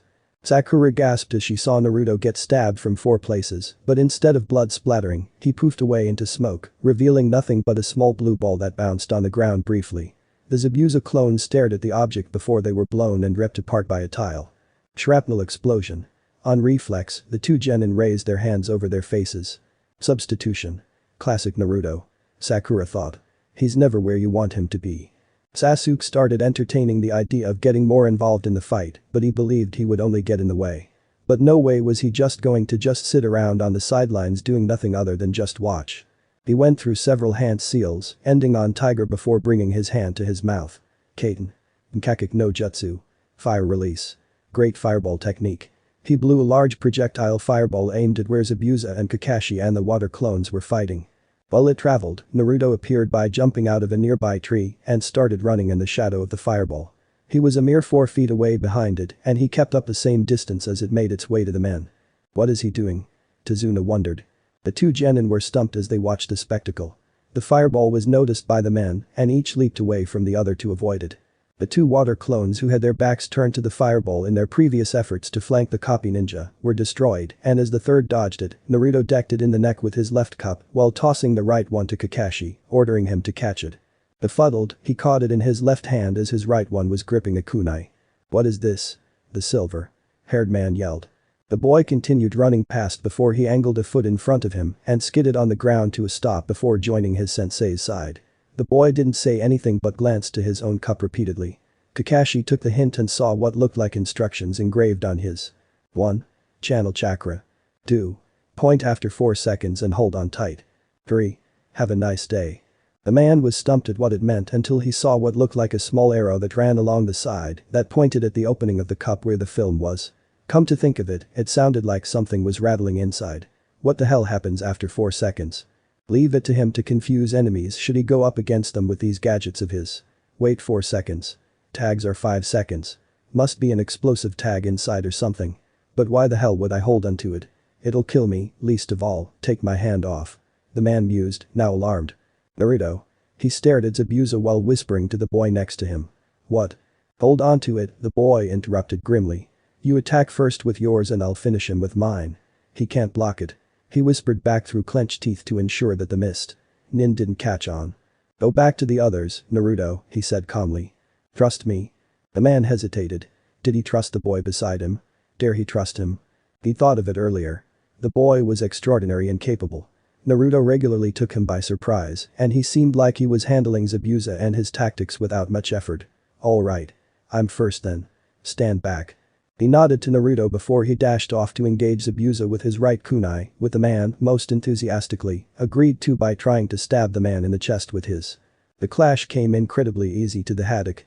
With his Sharingan being used, he spotted all openings he could exploit, but the man covered these as best he could. Although Zabuza lacked a lot of experience using kunes to fight, due to using Kubikurumchim instead, he was still a formidable opponent. What's that for, Kakashi? You gonna have a tea party with your brats? The Nukenin taunted. In the same moment, he had to duck the same iron mug before it brained him. Kakashi channeled a little chakra into the cup and started counting down the seconds on his internal body clock. 4. He slashed at the man with his kunai, but the man caught it on the hilt of his, and it slid off. 3. As Kakashi rectified his error, he struck the man's knife hand with the mug to disable the man before he got stabbed. The man held on to his kunai, not going to make the same mistake twice, and let go of his weapon again. Besides, it was his last kunai. He had it in an iron grip now and stabbed with it at the haddock which his antagonist slapped away with the steel covering on his wrist. In the same moment, Zabuza grabbed the man's mug. Hand which he was attempting to strike him with in the head. Zabuza was incredibly strong by wielding his extremely heavy blade and forced down the man's hand with sheer strength. Kakashi, growing worried that he wasn't going to land a fatal hit, submitted partially, the container now pointing at Zabuza's leg. An explosion erupted from the iron mug and all Zabuza knew was a searing pain in his right thigh. He nearly yelled in agony, but all he let be heard audibly was a stifled grunt and a groan. Blood pooled to the surface in his leg and fell in a pitter. Adder to the ground, beginning to paint the ground crimson. Both men glanced down at the injured leg, only to find a multitude of bits and pieces of tile embedded in his leg. Some were below the skin, but others protruded, allowing the whole world to see what a gory mess of a leg he had left. Naruto began running to the two men as soon as he heard his creation go off. Zabuza's eyes widened when he saw the boy rapidly approaching with what could now be called the cup of death. Leaping back, he grimaced as pain arsed from his leg. Regardless, he still wasn't able to stop the boy from thrusting his mug at him. Instinctively, he raised his arm to protect his chest in a V. In a sudden second explosion, pain once again reigned supreme, but it was now centered in his arm that he used to block. His arm looked shredded and quite a few pieces had gone through and his block into his chest. There, although they drew blood, they were unable to fully pierce and they jutted out from his chest gruesomely. Ah! He glared at the boy and lunged with his still good arm right at the boy's eyes with the kunai. Naruto merely brought back the empty cup in front of his face and caught the knife right into it. The kunai failed to pass through the thick base of the mug and the man decided that enough was enough. He needed to leave, but where was Haku? Senbon took him in the throat and his eyes rolled up to whites. The man toppled over backward, motionless. Without any warning, some other ninja fell out of a tree close to Zabuza and grabbed the man. Before Kakashi could yell for them to stop what they were doing, the two ninjas shunshined away. Well, shit. Didn't see that coming. Naruto said, shocked. We won, right? Naruto walked over to Kakashi, a bit on edge. He resealed his mug and took back the one from his sensei, while continuing to look all around. Kami. That just came out of nowhere. Kakashi did not answer. He merely recovered his Sharingan eye and watched the mist recede and finally disappear as if it had never existed. He then gazed over to his other two genin who stood, watching the transpiring events with a kunai in their hands to guard Tazuna. The bridge builder had eagerly watched the happenings, which was vaguely surprising.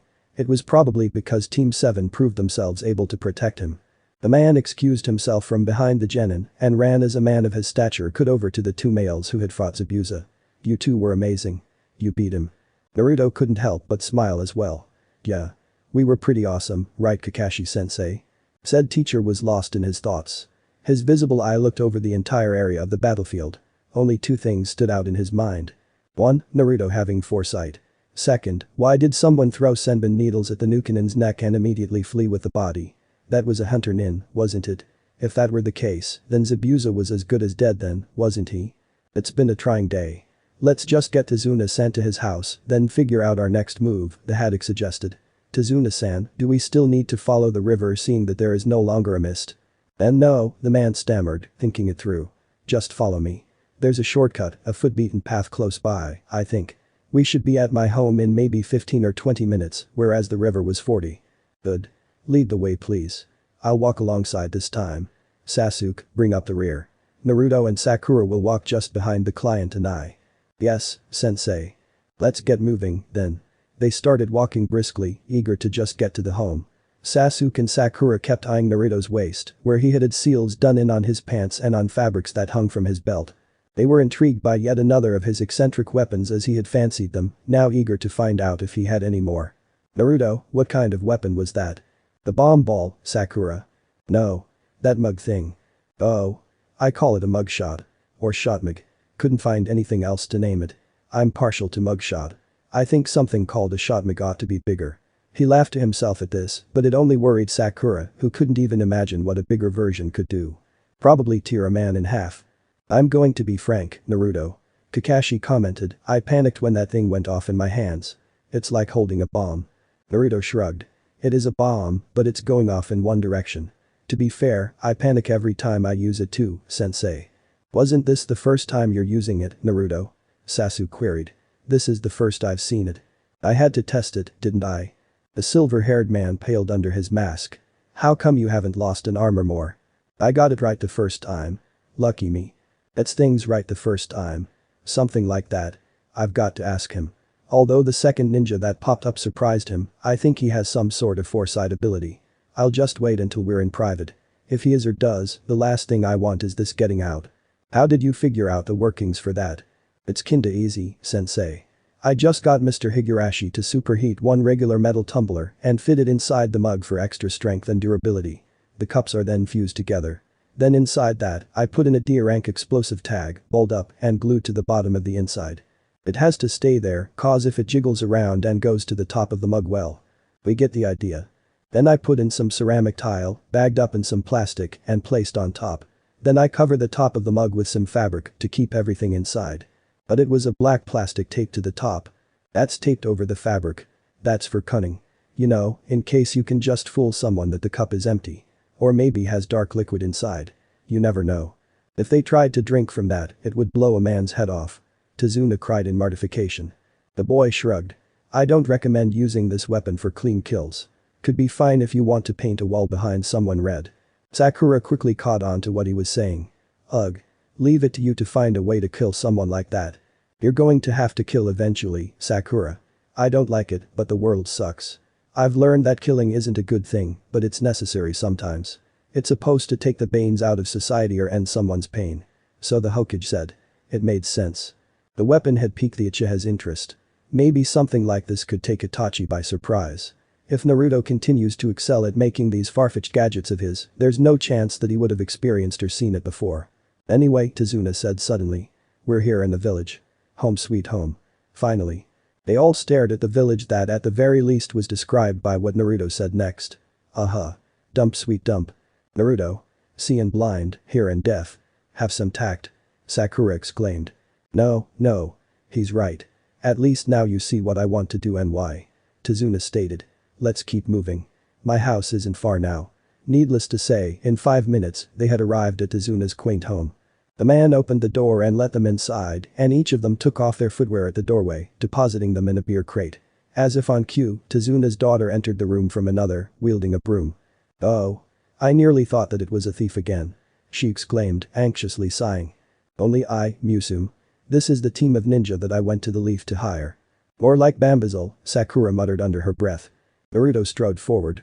You have a lovely home, he trailed off, hinting so he could get her name.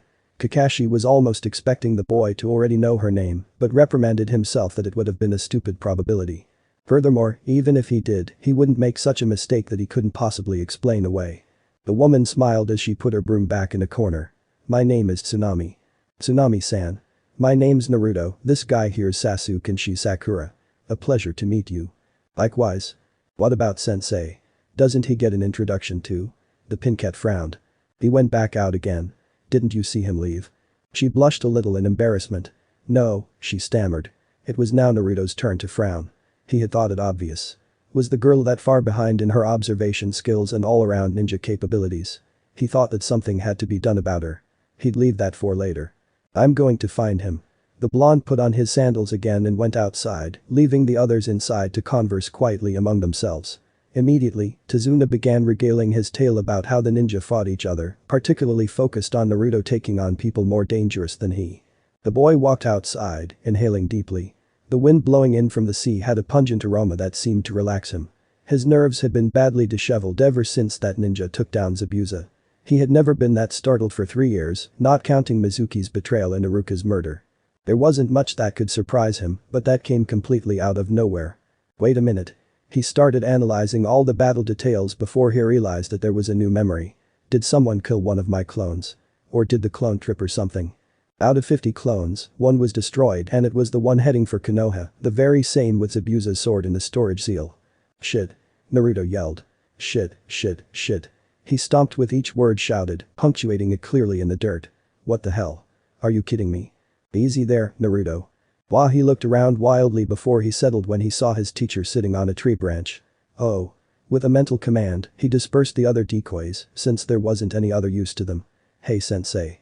Take it easy on the language. Everyone's probably wondering why you're yelling. You're not on your own out here, you know. Save it for when trouble comes. That's what I'm afraid of. He jumped up onto the branch as well and sat beside him, staring forward. I've got bad news. What is it? Kakashi got the feeling that he didn't want to know. Strange. Naruto's usually calm and collected. Must be serious. The shadow clone carrying Zabuza's sword in the seal got destroyed. And it was making good time back to Konoha too. Not only am I still going to be broke, someone has the sword, and if he continues to wield it, we just might get chopped in half if he's working for Geto. No need to worry about that. I'll handle Zabuza. If Naruto could manage to disarm him, I suppose I can too. Worst comes to worst, I'll use Rikiri and fight at close range before killing him. But why was he surprised? Frightened. If he can see the future or something like that, nothing should surprise him. You will. Shouldn't he be dead? I mean, some other ninja just swooped in and killed him and left. Must have been after the bounty or something. Naruto asked a tad perplexed. Nope. He's alive. I've seen professionals kill people with senbon before. They always go for the eyes or the vitals in the upper torso, like your heart.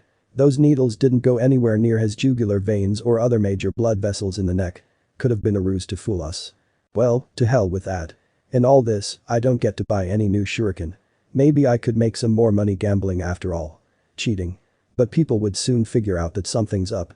Maybe not. Don't understand why Amne loves it so much, though. The Haddock sighed. Here goes. Good chance to ask him, if any. Naruto, can you see the future? Naruto stared at the man. Yup. Of course. That's why I don't get frightened. Did I look like I expected that ninja to kill Zabuza? He yelled in the man's face. The man was at a loss for words. He didn't detect any lies right there, but he didn't give a straightforward answer. He had to give him some credit. He's mixing in a truth and a lie to mix them up. He's also using raw emotions to make it hard to look for physical proof that he was lying, like pupil dilation and heart rate. I need a yes or no, Naruto. This is serious. Ever since I met you, you know things that you shouldn't have known already, knowing what to do, when to do it, and where. This is just between you and me. There's no one else here. You asked me to trust you today. I allowed a genin to fight alongside me against a Nukenin, the demon of the hidden mists Abusa Mamachi, and you can't trust me?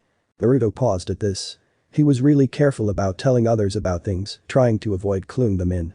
Kakashi was a legend in his own right, obviously figuring it out from watching him, noting his habits no doubt. Perhaps he already knew and was waiting for him to confirm it. He might be able to work this into an advantage. He didn't know how, but this made his word as good as gold whenever he informed AM of something. She believed him, anything he said, no questions asked. He'd saved her once from getting raped on her way home from work, and the only way to convince her then that trouble awaited her was to explain that he knew the future. Kakashi knowing might improve team synergies. Cluing the man in on future events could help fix the troubles before they happened. It could even get the man to make the right decisions without making it obvious to the others that Kakashi was following his advice out in the open. I'm not at liberty to discuss how I know future events. I don't trust you that much. Besides, how do I know that you won't lab all of this to the Hokage, especially when there are people with him at the time? You're under oath to tell him all that happens on a mission, and I don't need this conversation on paperwork for everyone to see.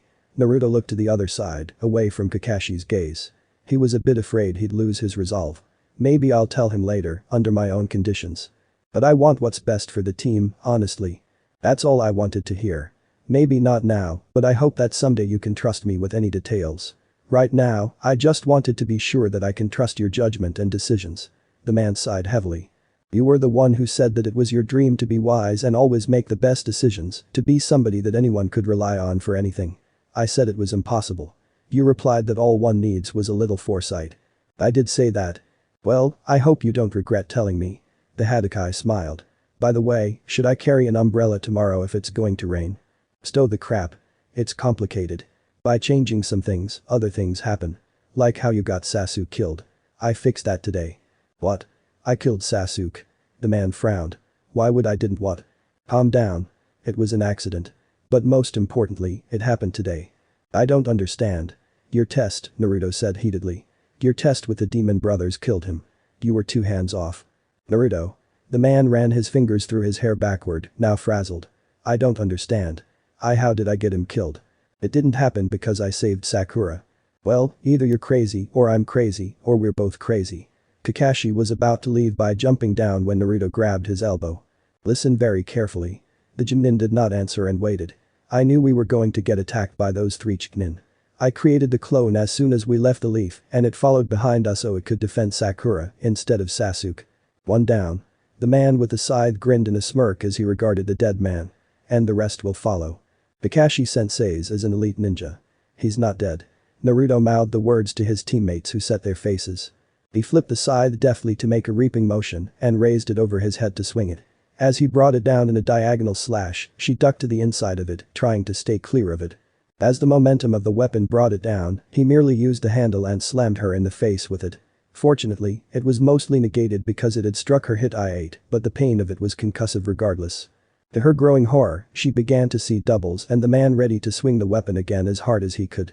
She had lost her depth perception and silently prayed for her sensei to intervene. Suddenly, the blur of someone came into being between her and the scythe-toting man. At first, she thought it was Sasuke, but the colors did not match, nor did the size. This person, while they had on dark blue, it was on their lower torso.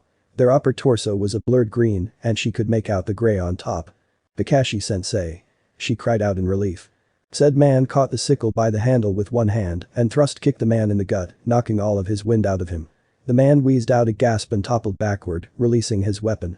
In fact, the entrance of his teacher close by made Sasuke look to his side, where the fallen man had thudded onto his back. That was his error. Never take your eyes off your fighting, boy. Gozu yelled as he launched his shuriken chain at Sasuke. The boy quickly looked back to the demon brother, but as he did, he tried to stop the shuriken with his kunai to keep it from hitting his chest, since it was already too late to dodge. While he was successful in keeping it from hitting his chest, the shuriken struck the kunai and slightly deflected, embedding itself partially into the Uchiha's upper arm, making him recoil in his injury. He quickly yanked it out, but the damage was already done. Gozu tried to retract the chain, but he ended up with a kunai hitching itself in his throat, courtesy of Kakashi. The man choked on his blood as it bled outside, as well as inside into his windpipe.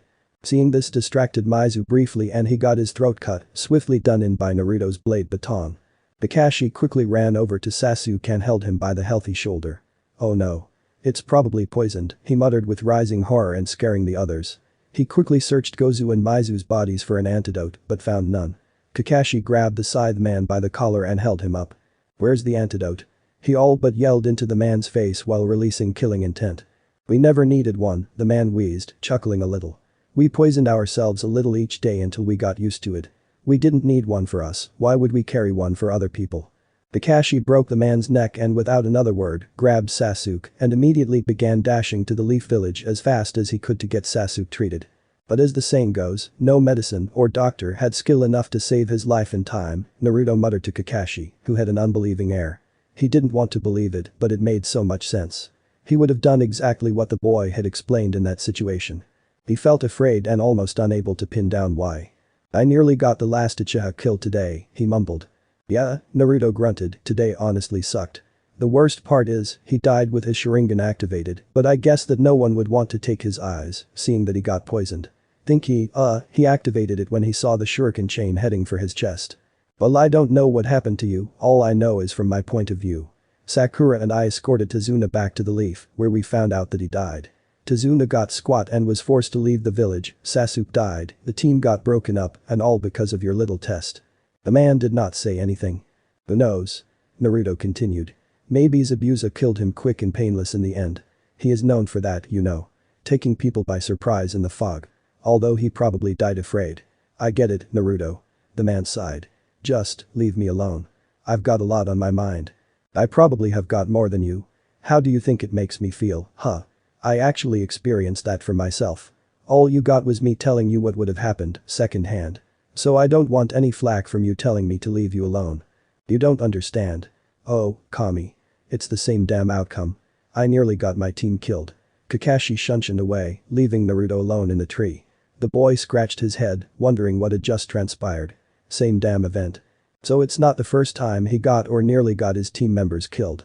Guess there's a lot more to sensei than him reading porn and having a Sharingan eye. He must be dealing with some really heavy shit. He let himself drop out of the tree and stood with his arms crossed. This is getting dangerous. If things continue to change like they did today, I won't be prepared for every eventuality, and I was fighting in the dark after my clone saved Sakura. It was close. I'll need to train harder. I need a larger jutsu repertoire, better taijutsu, and even better reaction times. It's not just knowing what my opponent will do, but having the reflexes necessary for something I wasn't originally prepared for. Without any further ado, he spawned a half-dozen shadow clones, which began chucking stones at him. Inari had fled to his room long ago. They had realized this when Tazuna finished his tale about Kaiza the hero of Wave. And after he was killed, Gato started increasing his influence. Over time, things just degenerated to the condition you see it in now. That's why I want to build the bridge. Naruto stroked his bruised chin. Why didn't you just hire an assassination squad to kill him while you still had the money? Instead, the bridge probably now costs a whole lot more to build, not to mention the manpower needed. Don't even mention that part. Tazuna heaved a sigh as he said this. The workers were getting real antsy and scared before I left to hire Ninja and the Leaf. I can't imagine what they're like now, not to mention if they'll continue to work or not. The only good news is that all the material for the bridge was found on this island. We had a quarry on the southeast end of here. We exhausted it to get the resources. Ah. So you can only build it once. We better do something about Gato, cause if he ruins it, we can't build it again. Tsunami got up and started gathering everyone's plates. The place that was set for Kakashi was still untouched and under a dish cover, he had never come back in. No one asked or said anything pertaining to this, he could be about somewhere doing whatever he thought was necessary, presumably. Thanks. Although I was about ready to do it myself. Or eat it, it's that good, he added as a joke. It's no trouble, Naruto-san. Sakura stared at her teammate curiously, observing the multitude of bruises on his person, especially on his hands, but he had a few on his face. Naruto, where'd you get those bruises? I got stoned. Stoned? She got no further response. Mealtime had come to an end so the Uzumaki went outside under the tree with his backpack and sat down in a half slouch. He then removed a tin with some ceramic tiles, a small roll of explosive tags, some fabric, and a roll of black sheet plastic. Finally, he unsealed his mugs from his waist with his right hand while fishing around in the backpack with his left. Finally, he retrieved a small bottle of glue and a pair of scissors. It took him 10 minutes to finish reloading the mugs and place the black plastic over it for the guile. When he had completed the task, he looked up and saw Kakashi sitting on the roof with his feet over the edge. Both held each other's eyes for a moment before Naruto broke it and placed everything back where it came from. After resealing the mugs and placing the scissors back, he felt his hand close around something small and round in his bag. He quickly took out the now familiar feeling object and looked over the round marble-like piece of iron. He smiled a bit, thinking of the uses he would have for it in the future. Kakashi, on the other hand, looking down at the genin, wondered if he was smiling because he knew of something good happening, not knowing that the boy was devising the buckshot for his weapons. Naruto placed the medal in a side pocket of the bag before going inside and prepped himself for bed, falling asleep at 6 p.m. in their assigned room. The hands worked quickly. They quickly lowered the ninja on the table and removed all clothing that obstructed their work. Using a pair of pre-sanitized scissors, they cut through the fabric and soon, the scissors were swapped with makeshift tweezers held in one hand. A senbon needle was held in the other. They soon dug out a large piece of ceramic tile from the offended thigh, while the surgeon used the tweezers to hold the tile close to their masked face. Oh Kami. Just look at that. What if they're poisoned? The senbon was placed down on the table and the white mask was then removed with the same hand. A beautiful face was revealed, with deep brown eyes and framed by 2 locks of hair held in place by small metal bands. The person held the bloodied tile to their nose and smelt it. It doesn't smell as if it were. The hands resumed quickly, pulling all the tiles out of the leg. Quite a few times, they had to be careful around the major arteries and veins, particularly around the femoral artery in the leg. In the past and even till now, that specific artery hadn't received as much notoriety as the jugular in the neck. Arguably, the jugular was responsible for the bloodstream linking the brain and other carotid arteries and veins, but the femoral could make a man bleed out just as fast and probably more efficiently, especially if he was trying to flee. This was why the caution was extremely thick. Finally finishing the work on the injured leg, they went to work on the arm used to block the second attack. The arm looked horrible. The flesh was gone in some places, hung loosely in others. Couple that with the blood loss from the arm, potential bone and nerve damage, plus the chest that had a few places hit. Haku sighed. It was going to be a long night. 16 hours later, the ninja operated on was in a relatively better condition with bandages wrapped around the chest, arm, and leg. Haku finally pulled out 2 senbon needles in the neck, gingerly and carefully. But that deed done, Haku slowly walked over to a nearby chair and soon fell asleep, losing the fight to exhaustion. No sooner had the been eyes closed, they were opened again. A stocky, short man wearing a pinstriped blue business suit was poking Zabuza with his cane. His 2 goons were on both sides of Zabuza and conversing with each other quietly. Anger flared inside as the ninja responsible for Zabuza stood up so quickly that the chair was sent flying backward and broke against the wall. It drew the attention of the 3 men in the room standing close by Zabuza. Don't you dare touch him. Calm down, for fuck's sakes. Gato retorted. I'm just trying to see if he's dead or something. He's not even breathing. I couldn't even feel a pulse. He poked him again one last time. See? He's not moving. In a blur, the ninja had already thrown the 2 goons away, making imprints in walls, and had the tip of Gato's cane in front of him, pointing at the businessman's throat. Did you not hear what I said? Swine. Gato merely stared angrily at the ninja, and in another second, Gato had the ninja underneath his foot. Know your place. I hired both of you to kill the bridge builder. Is he dead? The man yelled at the ninja. Said Nin was surprised at the might and speed the tables had turned on them but did not move. The point of the cane rested squarely over where the heart was located. Haku answered nonetheless, suddenly realizing that Gato somehow had the swift release or at least some form of ninja training. No. He was guarded by the copycat ninja, Kakashi Haddock. We had to pull out. Haku bit out angrily, visibly upset for being overwhelmed so easily. Kakashi Haddock. I think I heard of him before.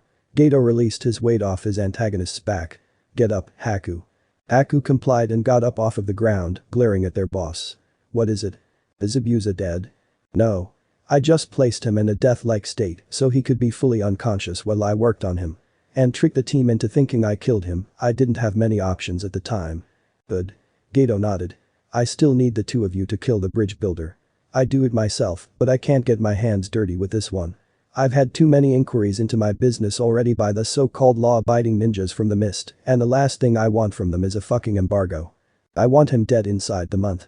If he's not dead by then and he finishes the bridge, it's going to be on you 2 to demolish it, and that nonsense doesn't expect extra payment. Do I make myself clear? Yes. Yes who? Gato asked dangerously, releasing some killer intent. Hi Gato-sama. Good. The man made an about turn, and while he was midway to the door, he called out to his bodyguards. "Let's go, you idiots. Get a move on before I start looking for your replacements." The men struggled to get back to their feet and followed their boss out, leaving Haku alone. In the room, all one could hear was the slow, grating sound of someone grinding their teeth together. "I can't kill Tazuna myself. I'm outnumbered. I need Zabuza-sama's help. That so-called genin nearly killed him with barely any help from his sensei, while my clone had to chase down his to get back the sword. If the boy is capable of holding his own against Zabuza, what can the sensei do?" Aku heaved a sigh and went to kneel beside Zabuza, who lied stock still in the bed. "I have to get Zabuza-sama back to peak fighting ability again. I'll fight by his side. And what of Gato? How was he able to subdue me like that? He's had some sort of ninja training and perhaps it was because I was tired." Haku fell asleep promptly, not even getting the chance to finish the line of thought. "Just keep trying to focus the chakra at the bottoms of your feet and run up the tree. Sakura, keep going. You need to build your reserves. Just because you did it right the second time means that you're anywhere near the boy's level in overall potential," Kakashi admonished. "I understand, Kakashi-sensei." Sakura gave a mock salute. "I'm not trying to be insulting, but when you get your chakra levels up to snuff, I'll teach you a jutsu." "Sounds good." "Yeah." The girl cheered. "Well, get going then." Kakashi smiled before looking up to the Uzumaki at the top of his tree. "I didn't know that you knew this technique already, Naruto. There's plenty you don't know about me, sensei." He jumped out of his tree and rolled as soon as he made contact with the ground. "What do I do now?" "I saw you stoning yourself yesterday. I'm not too sure why, but continue doing that training. Once you're done with that, come back to me in 2 days. By that time, your team should have already caught up." "I was trying to increase my reaction time and reflexes, sensei." "Looked more like you were trying to beat yourself up. I could get you psychological help." "First old man Hokujin, now you too. Does the entire village think I'm insane?" Naruto shouted, to which he was ignored. Sasuke reached halfway up his tree and had to flip off when he forced himself too hard by using too much chakra. How come Naruto already knows this? I'm failing. I need to surpass all others so I can beat my traitorous brother. He was about to charge up the tree again when his mind turned down a new path. Perhaps it would be in my interest to just ask for his help this time. I tried helping him once. He owes me. "Hey. Naruto." "Sure. I'll tell you how to go up the tree more efficiently," the blonde answered. "How did he know that was what I wanted?" the raven-haired youth thought to himself. He gazed up at the tree he was training on. Noting his ladder-like kunai markings in it, he shrugged it off. "Maybe it was obvious. Since I told you how to make buncheons. I said I'll help." "Geez, I'm not asking for favors or giving any. Since you're a teammate, I have an obligation." "No problem. He'll never know how I saved his life. I wonder why he was supposed to die. Doesn't matter. He's fine. He'll stay that way. But everything that happens is normally for the best case scenario. What's gonna happen since I saved him?" Naruto didn't want to know. He walked right up the tree at a perfect 90 angle. Sakura and Sasuke felt badly outclassed, tired and pathetic. Naruto stopped and remained stock still halfway on the trunk. He then turned his head sideways, so at the very least his vision was level with that of his teammates. He took in their ragged countenance and frowned. "Progress seems kinda slow," he commented. The pincat glared like carbon ice. "You're moving too fast, is what it is." Sasuke didn't feel like speaking. Seeing Naruto like that made him feel extremely furious at his squadmate, himself, everything. He wasn't jeering, making a joke, or anything like that. He only said it as if he was simply stating the truth. He was so casual about it and it was aggravating. He ran at his own tree again and was about to perform his exercise again when Naruto jumped off of his and stood in his way. The Uchiha slid to a stop and frowned. "Get out of my way. Do you even hear yourself?" "I've noticed, Sasuke. I've seen what you were doing. In fact, I'm wondering if Sakura over there realized it yet." The aspiring Kunoichi of the group had been squatting on her toes, trying to recover some of her overall vitality. "Noticed what? That Sasuke-kun wants you out of his way?" she asked ironically. Naruto shook his head. "Both of you are completely out of chakra. At the same time." Her eyes widened. "But his chakra reserves are larger than mine." "Yeah. They are. But he's been trying to use it all up at once, using his max effort strategy, as I like to call it. That's why he's pissed tired. That's his tree so gouged up from his attempts. That's why he's always forcing himself off while you keep slipping off when you're running up." Naruto reached behind him and stroked the abused tree. Poor tree." Sasuke stormed off into the house, leaving the two alone. "He'll get over it," the Uzumaki said as if to no one. Sakura sighed. It was now day 3 of Naruto supervising their training. Kakashi had decided that since the bridge builder was such a high-profile target, he would guard him during the building of the bridge while the three genin continued training. She believed that their place was to be at the client's side as well to defend him. But Kakashi's word was law at the moment. It was strange though, Naruto had been the one to suggest the idea and arrangement the very first evening when he demonstrated that he had the know-how of the training exercise. Kakashi looked like he would have wanted to object at the time, but Naruto seemed to have just stared at the man silently. A moment later, the Haddock agreed. Showing that he knew the tree-walking exercise perfectly, both in theory and practically cemented the idea's carrying out, and no one had any further objections. She didn't know where she stood on the team. Kakashi was a supposed legend, Sasuke was the last loyal Uchiha, and Naruto was a whole lot of other things. He was the most talented, versatile, well-rounded, unpredictable, predicting ninja she ever saw, going around blowing people to pieces and shredding them to near ribbons with ceramic tile pieces. And she offered nothing to help the team. She wasn't special, wasn't talented, gifted, unique. Besides her hair of course, but that was useless when it came to hiding. So not only was she not moving forward, but she was also a step or two behind. She was like the extra player to a game who needed a position filled in order to not automatically forfeit. This was exactly her place in the team. She was like the genin Kunoichi she heard about who tended to die before fulfilling 2 years of active service. She did not want to become another statistic. So, despite learning a mediocre form of the chakra training tree running exercise, she still needed to increase the size of her reserves. She had heard the idea which Naruto called the rubber band theory, in which a person increased the size of their chakra reserves by continuously using it up. By always running it down to near zero, the reserves would grow a little upon recharging to accommodate the next time the depletion happened, the body's way of trying to prepare for the eventuality. It was in the same manner of a rubber band that's taut when it's new, but as it got older and more used, the elasticity grew. Or in the same manner when a muscle is torn, it repaired itself on the ruins of its forerunner to be stronger than before. She could feel her reserves growing. That was good. So maybe Naruto supervising them wasn't such a bad thing. If only he didn't make them look like they hadn't done anything in the academy. And he was so cold about it. She wondered how he felt about the team, about her. For a minute, she pondered that like Sasuke she could ask him for extra help, but there was no way he would have forgotten that they got along as well as cats and dogs. She decided not to. She sighed as she stood again, preparing to make another attempt at the tree. Before she could even dig the toes of her sandal in to start running, Naruto motioned her to stop. Hold on. We're done with this for the day. She was about to whoop in celebration, but he interrupted her before she began. You're going to do some running. Running? She parroted. Running. Yep. Running. We're a bit pressed for time before things probably get worse out here, so to mix muscle building and stamina increasing, you'll be running with ease. He unsealed a large cloth-wrapped item from one of his many seals and gingerly unwrapped it. After doing so, he paused for effect before revealing 2 makeshift dumbbells that consisted of a steel pipe with 2 cement castings the size of bricks. From a glance, one could tell that the cement was made with gravel to increase the weight, but all the bumps that stuck out were sanded off. I can tell from the look on your face that you're excited to start. The Haruno started to sputter, beginning to think that Naruto must have lost his mind if he thought that she would run with weights. Time's short, so go do some laps around somewhere large. When you think you can't do any more, do 5 more. More sputtering. But, the training. What about chakra training? You're welcome. Now get to it before I put you through my training. Sakura had seen the boy create teams of clones that from a general view, tried to stone him to death. They used gravel, pebbles, river stones, even bricks and the occasional glass bottle. She had no idea why he would train doing something like that, but if there were 2 things she knew, was that 1, she wanted no part of that training regimen. Secondly, he was serious. She grabbed the dumbbells from him and ran away with the clumsy weights hampering her center of gravity, which almost forced her to drag her hands on the ground. Seeing her awkward form grow smaller with distance and the rest obscured by shrubbery and foliage, Naruto grunted in approval before he created a dozen clones. Kage Bunshin no Jutsu. The 12 doppelgangers came into being and looked to their creator, showing signs of subordination, waiting and listening to instructions. You guys know what to do.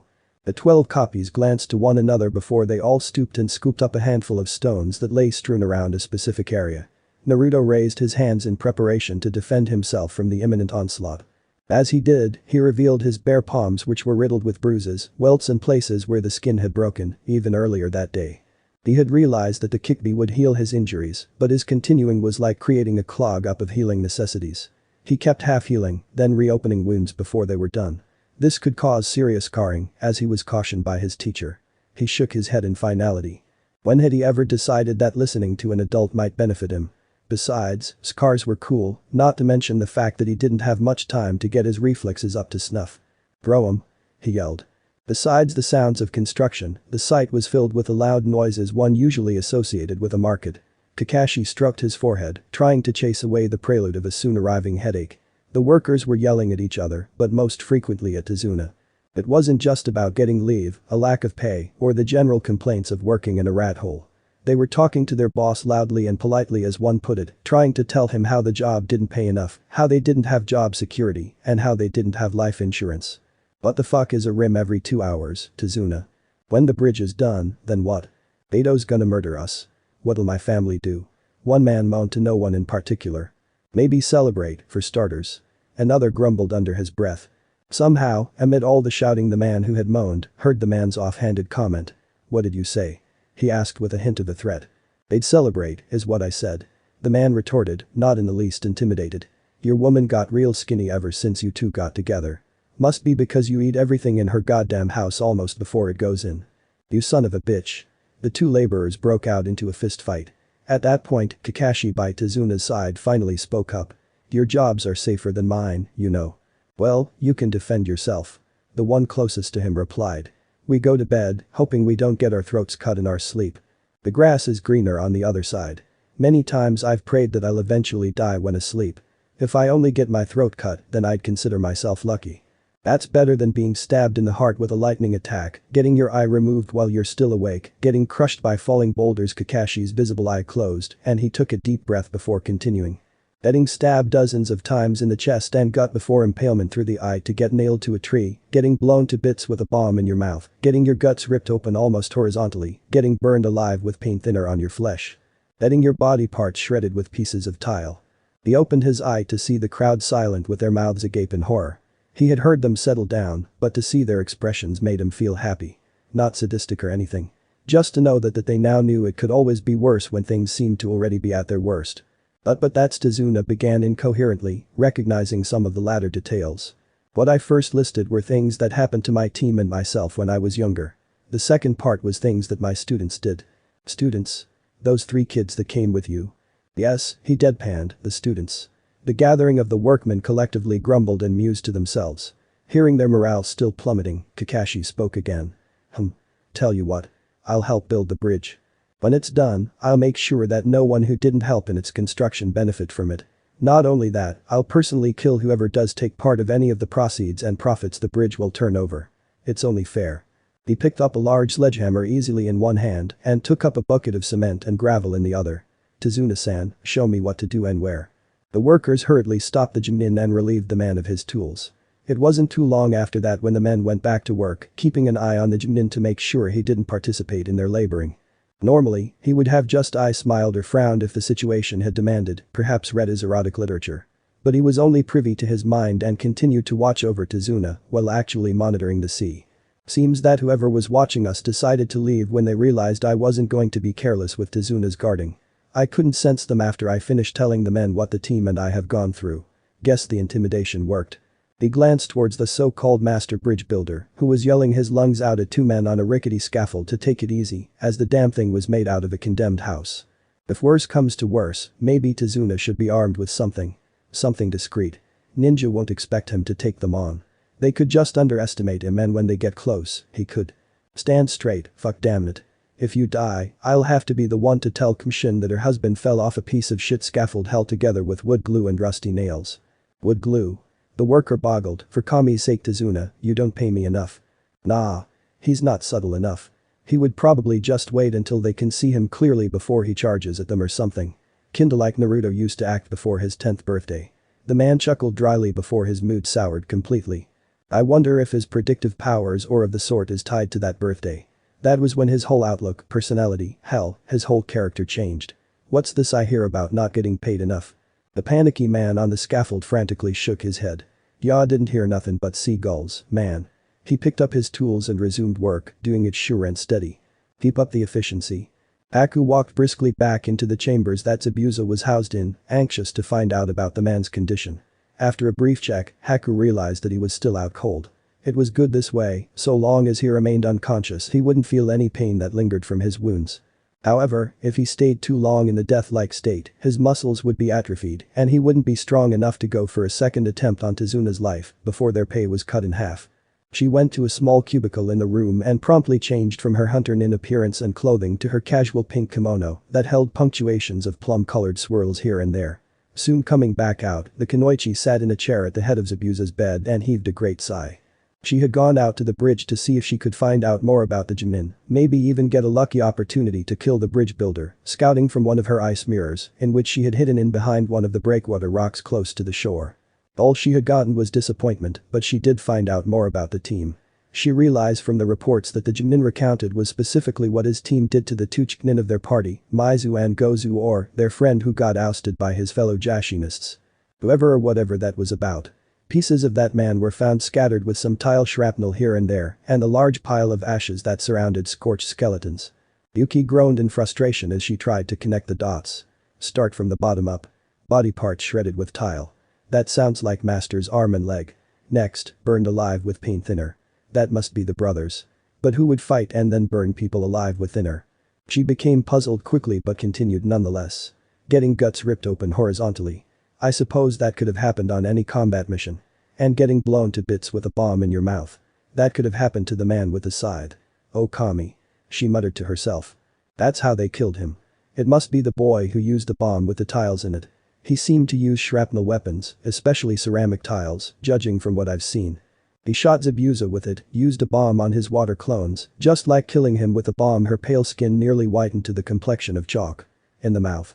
Aku fidgeted uncomfortably in her seat. And then one of those genin stabbed a man dozens of times before nailing him to a tree through his eye socket, straight through the skull.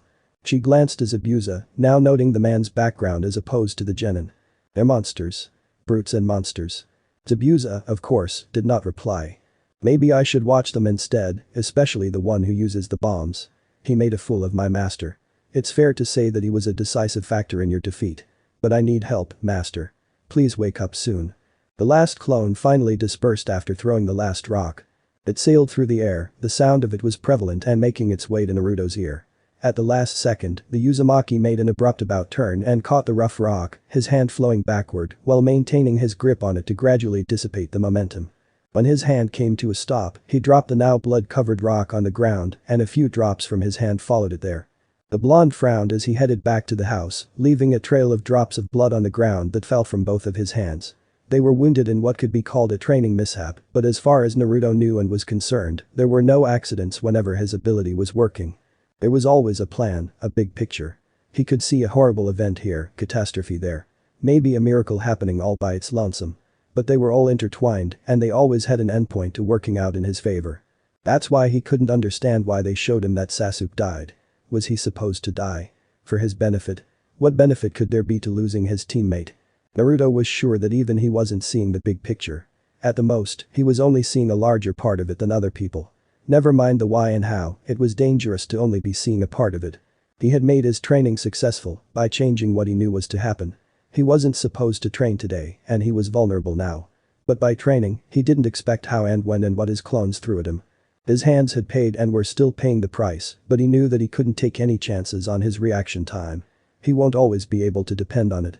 In all fairness, he had it almost every other time, especially when he wasn't deviating.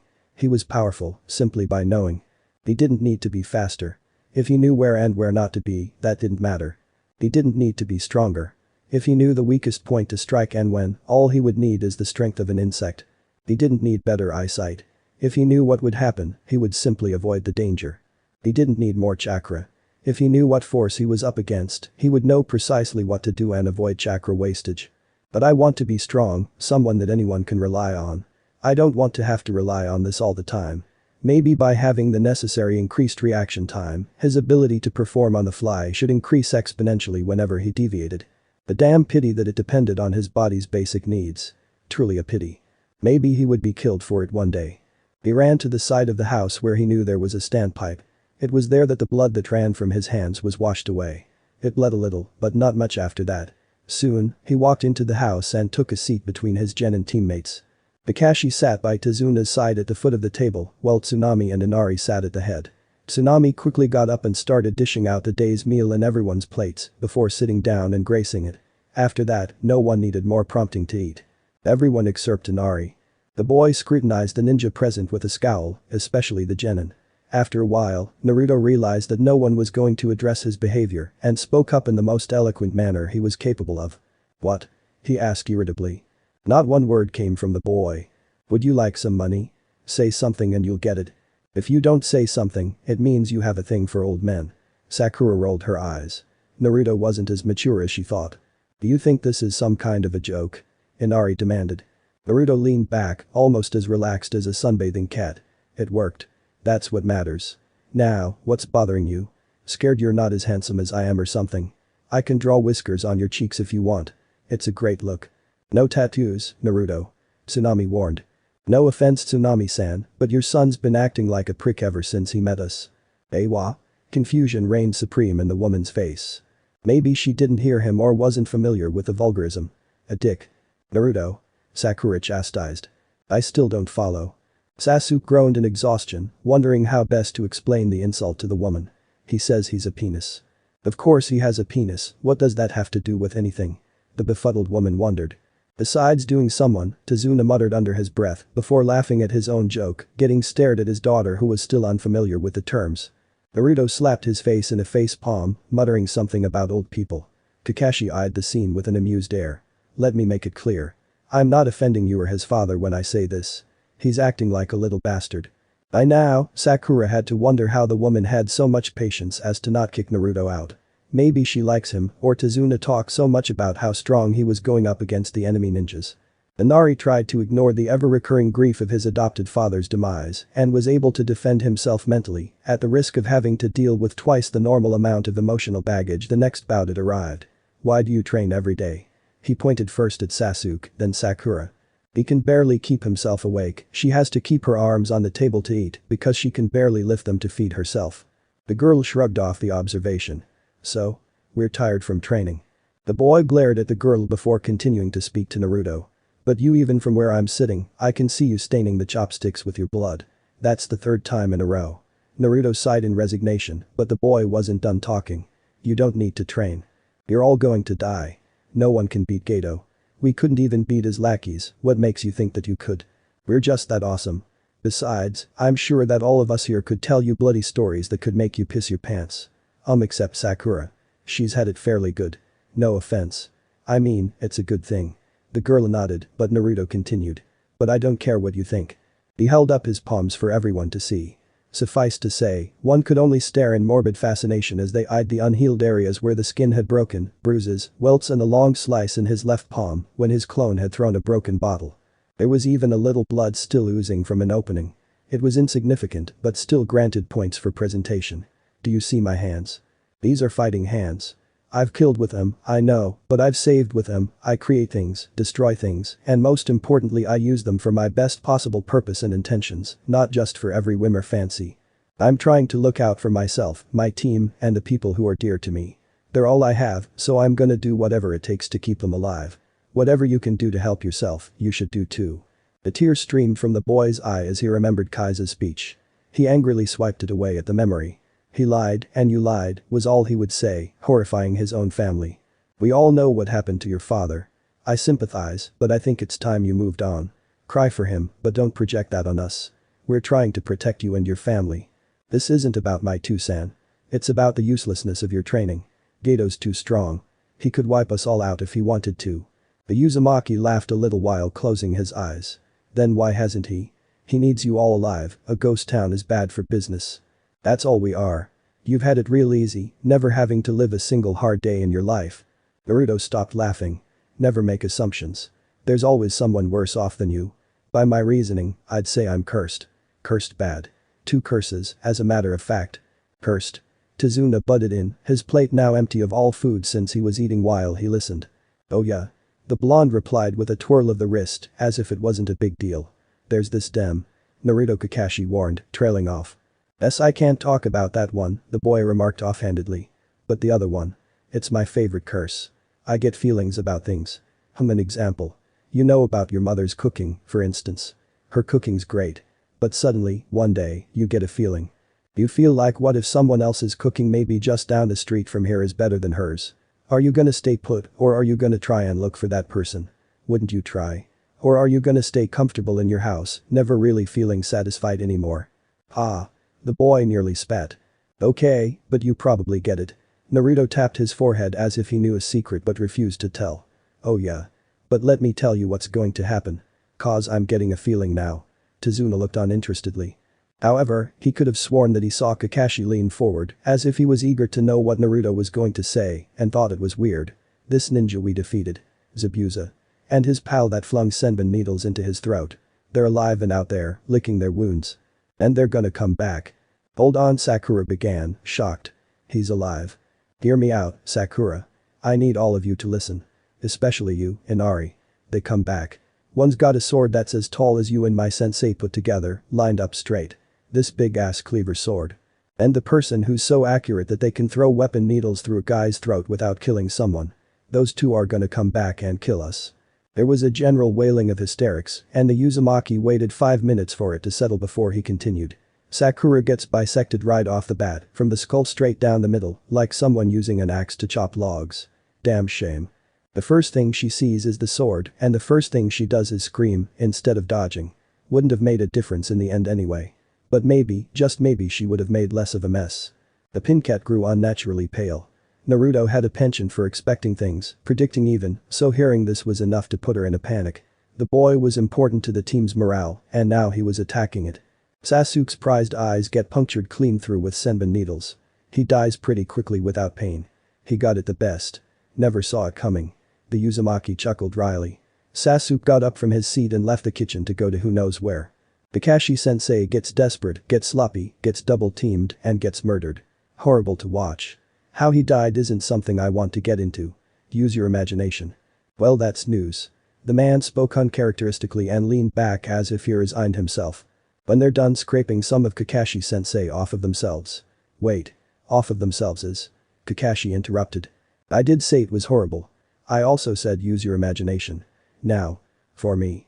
I shot off my mugshots, blow shit up, and no matter what I did, I got my head chopped clean off. Zabuza was laughing the whole time. Naruto clicked his tongue. After how much I said I hated when other people touch my hair. But your family, they got it horrible, Inari. Want to know why? Inari wasn't sure he wanted to know, hoping this was just a sick joke, but he nodded. They had no one to defend them. Couldn't even defend themselves. I mean, what the hell could you do if we couldn't? Tazuna. Killed. Naruto yelled, frightening the civilian listeners with his abruptness. Beheaded. It was so fast that his head flew like a friggin' ball. Oh damn it all. Where the hell's my sake? I need to get drunk, the man muttered. His eyes swiftly set on the lady of the house, who was startled. Tsunami-san. She lived. I live? It sounded unlikely but found herself wanting to hear more. Oh yeah. You're a pretty woman by anyone's standards. Don't you know what happens to pretty women? I'm not trying to be flattering. Take a guess. Go on, he requested encouragingly. She racked her brains, thinking of a play she had seen before. They're left alone, the hostess began. No.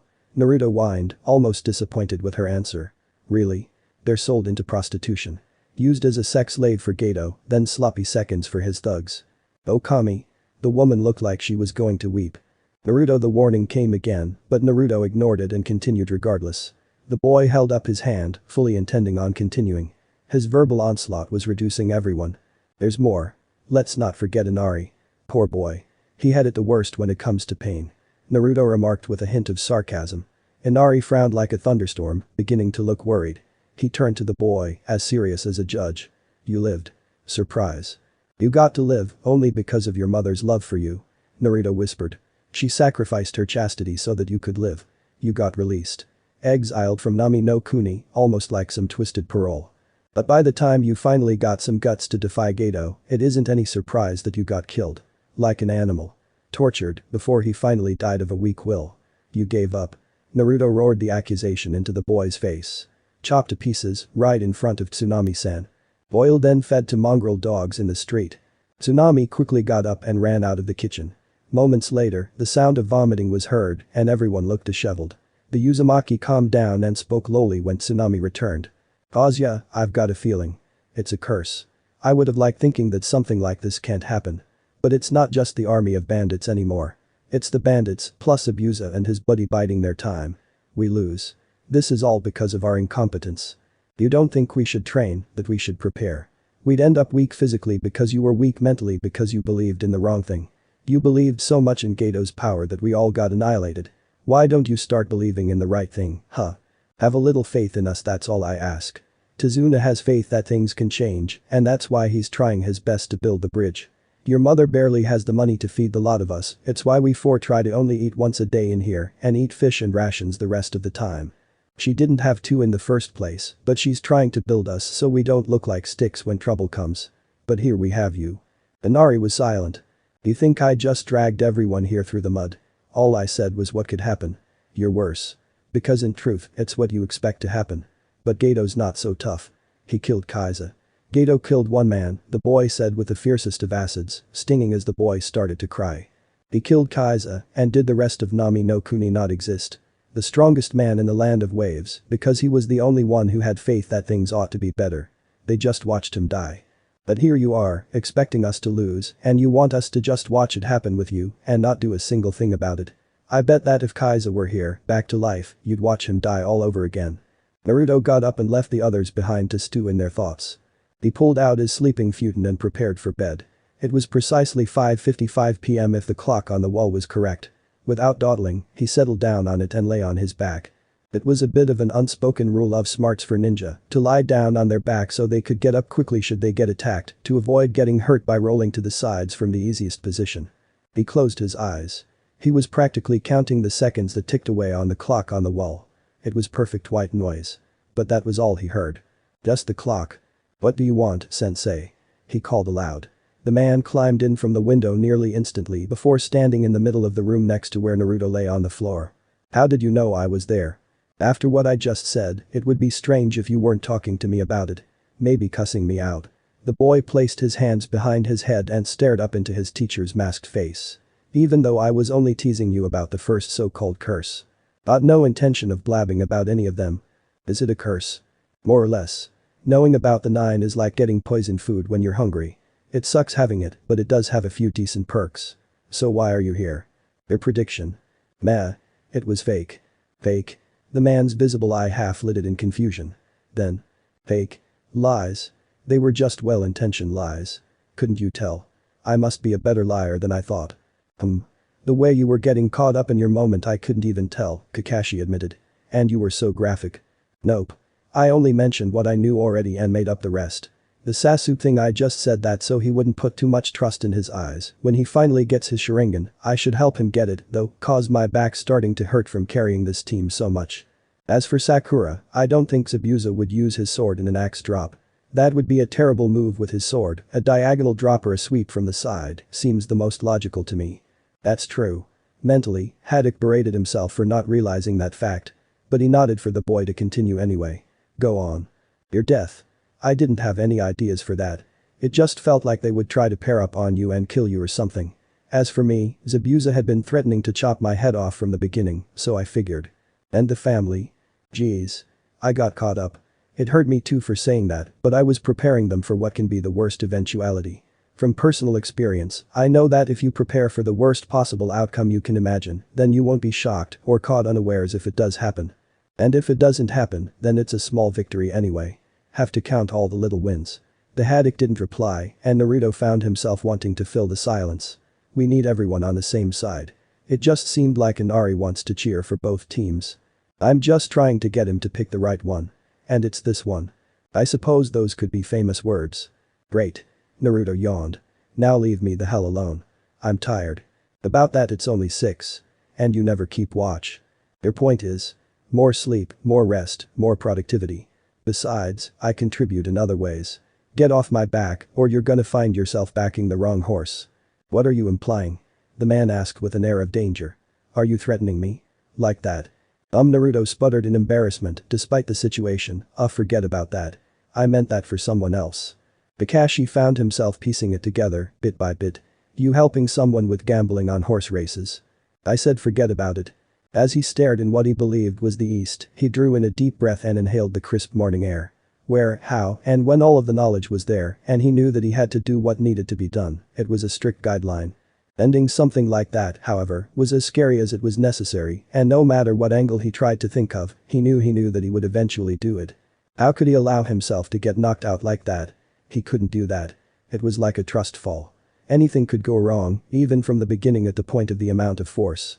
You gotta get knocked the fuck out, Naruto, he said to himself, so don't spoil this. It's gonna be a good day, so don't spoil this. It was around 7 or so minutes past 6. No time could be wasted. Quickly checking if all he had was secure, particularly his weapon, he dashed straight towards the north.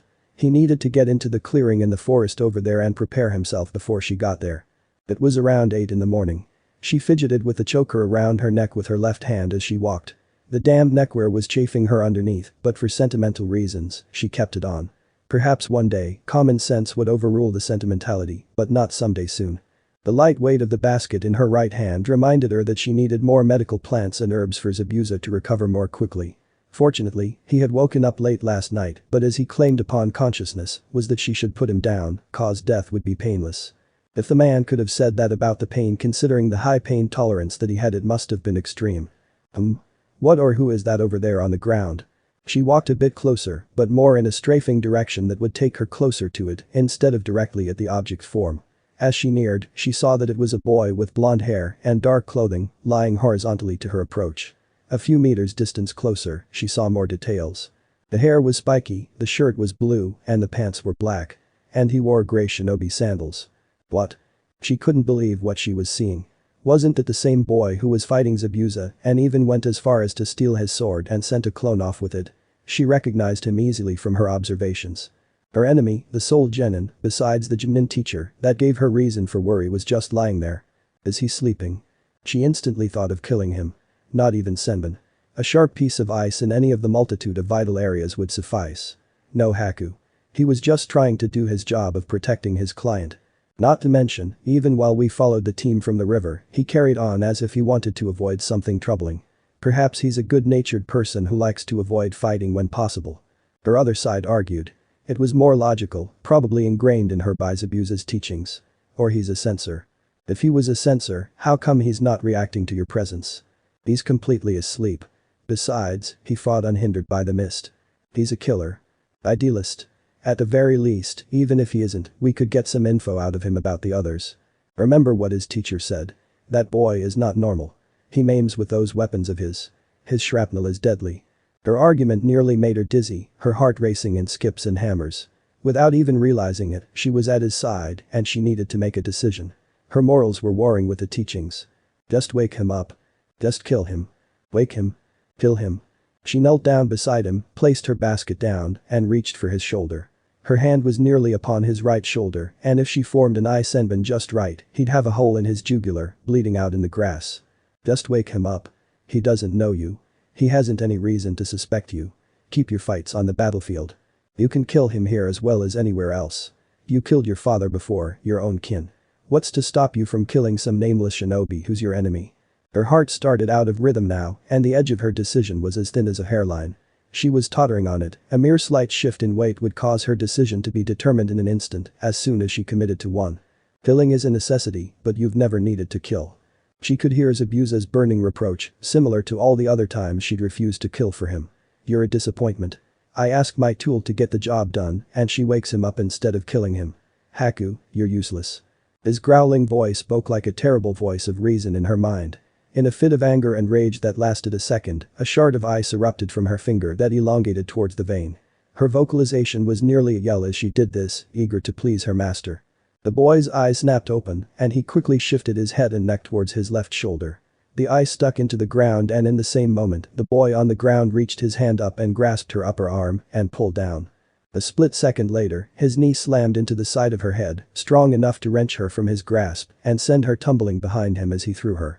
He quickly got up and assumed his usual stance with his arms limp and swaying by his seals. Promptly getting up as well, she formed an eye senbon and watched him. Studying him for a second, she was thrown for a loop by his seemingly harmless stance, but she was surprised to see moisture fall from his face. The morning was still very cool, so it was nigh an impossibility that he was sweating.